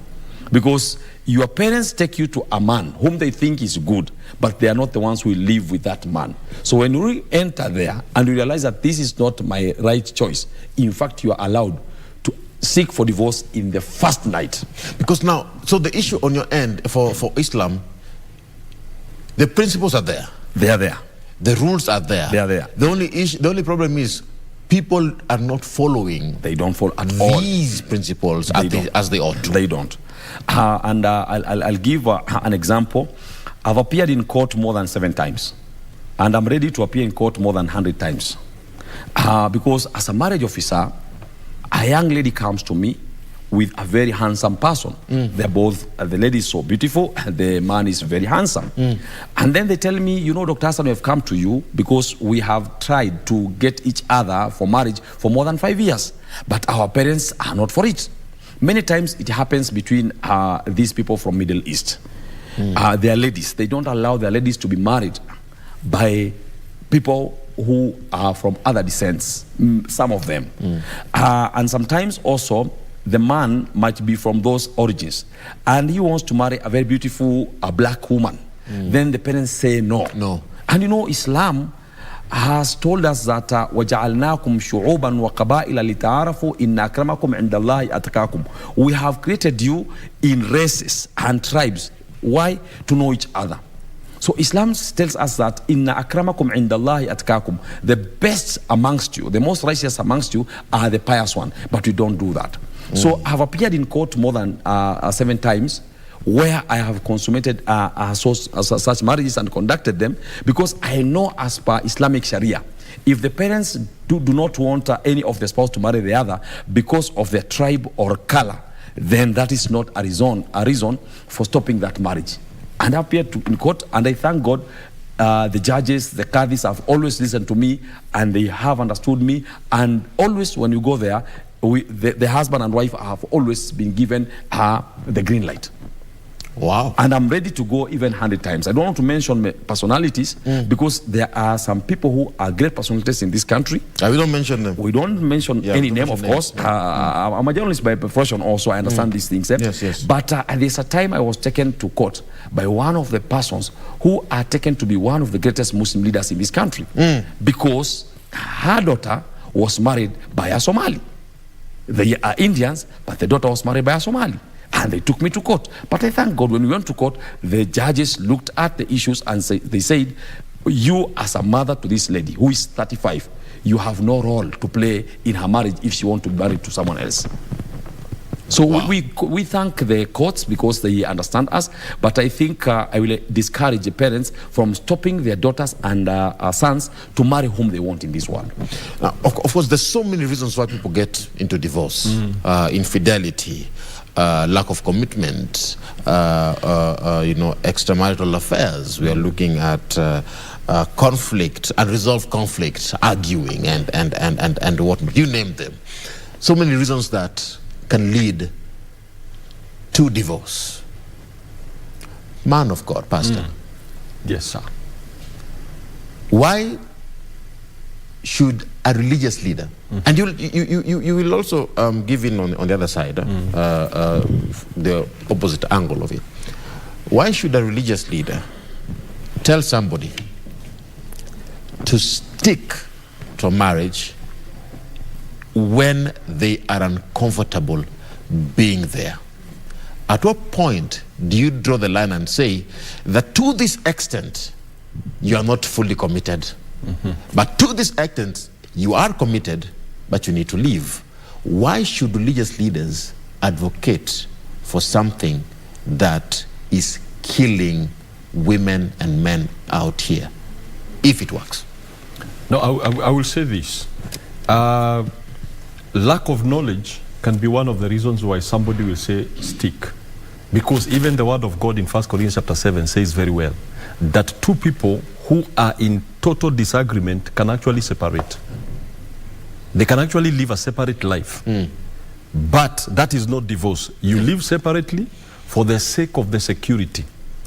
Assuming the foundations... Define separately. You stay in different houses? Stay in different houses. Yet you're married. Even you are still together, looking for a solution. Because the challenge would be if somebody comes to me and tells me this guy is beating the hell out of me. That's what the challenge can be. Now, immediately as a pastor, I will advocate that you guys need to separate. Because if you continue living together, I'm not saying that you separate and divorce. Separate and live apart. 1 Corinthians says that. Separate. And while you're in that state of separation, Bible says you should separate with your wife. With your wife. And live apart. Live apart. For the sake of the security. Because why should somebody be in the same house and later, maybe after 1 or 2 weeks, they kill each other? For example, I'll give you a very, like what he said, not mentioning names. But a couple comes for counseling, they are fighting over property, and it is messy. So the advice we said, from what we are seeing, you guys need to be apart. Now, the most amazing thing that happened after they separated, the woman went on to plan a murder for this gentleman. Only that the people she paid happened to be police officers who were undercover, so the guy was not killed. But you see, when we said you guys need to separate, they were like, I think we need to stay together.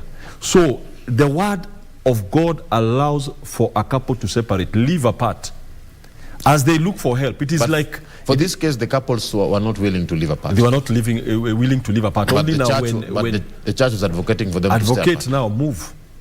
What we advocate for is, number one, as there is this separation, then look for solutions. Number one, find out what is the problem that has led you to this place. Probably there is infidelity. If there is infidelity, there is no need of forcing something to come together, yet the Bible well allows that let this person, if there is infidelity and you can prove it, then divorce can be allowed.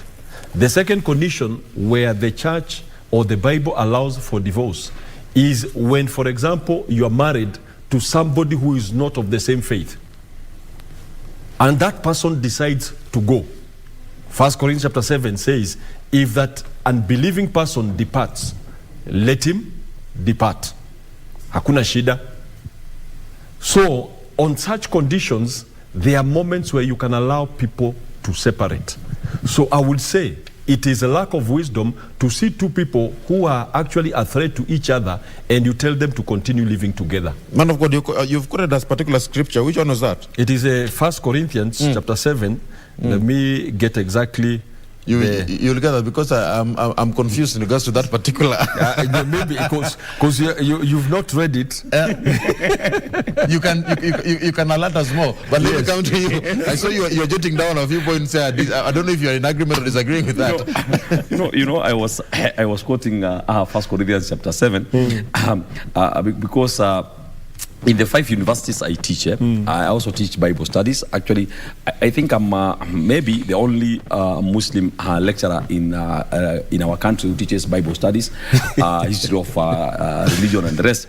I'm writing it because I see some sort of now contradiction, because when you look at the teachings of the Bible, when they talk of it's from when you get married, then till death make us apart, and then now you come and realize that there is another verse which gives another solution. Now I'm happy to realize that now the Bible is like Quran. Good thing with Quran is that it gives you a verse, but then there is a solution for that verse somewhere else.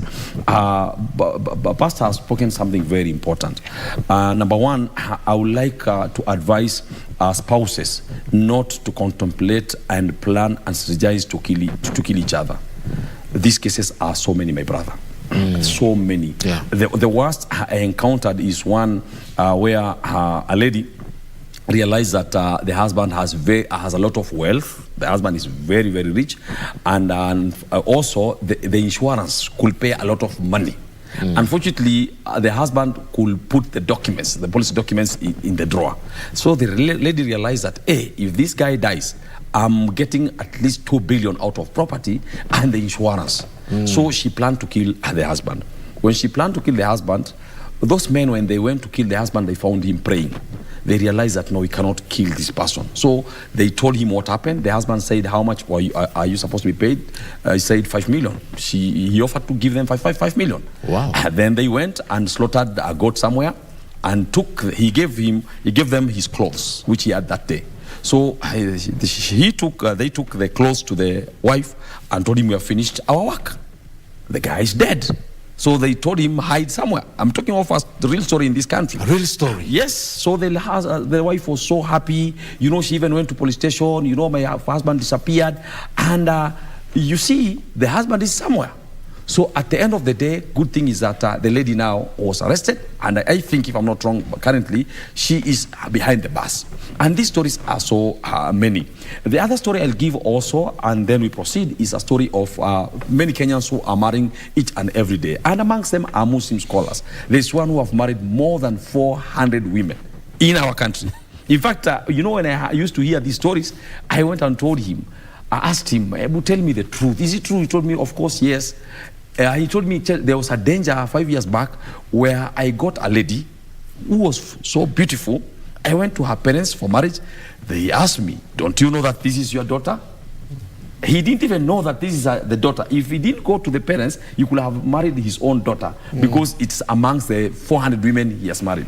So what we are trying to say, we are calling upon Kenyans to make sure that they follow rules and regulations regarding marriage. Still, it takes us back to the question number one, foundation. Yes. What is the foundation? Pastor, you found the part where the Bible is allowing divorce? Not allowing divorce. Yes. Of course, it allows divorce. Matthew chapter, where it says when there is fornication. But 1 Corinthians chapter 7, verse 11, talks about, verse 10 saying, and unto the married I command, let not the wife depart from her husband.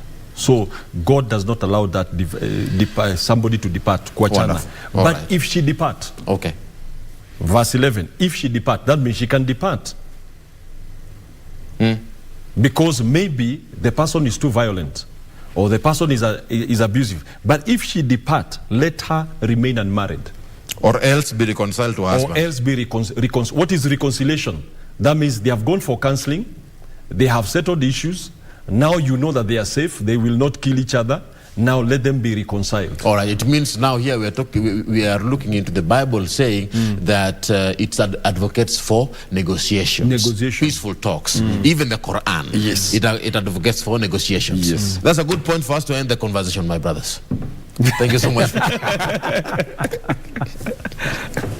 I'm told time is not on our side, so we have to edit at that particular area. Thank you so much for coming, Pastor Julius Kimani, asante sana. Yes. And of course, Dr. Hassan Kinywa, asante sana. Karibu. It's a pleasure. It has been a pleasure being with you. My name is Ram Maguko. That is what brings us to the end of Good Morning Kenya on this particular Monday conversation.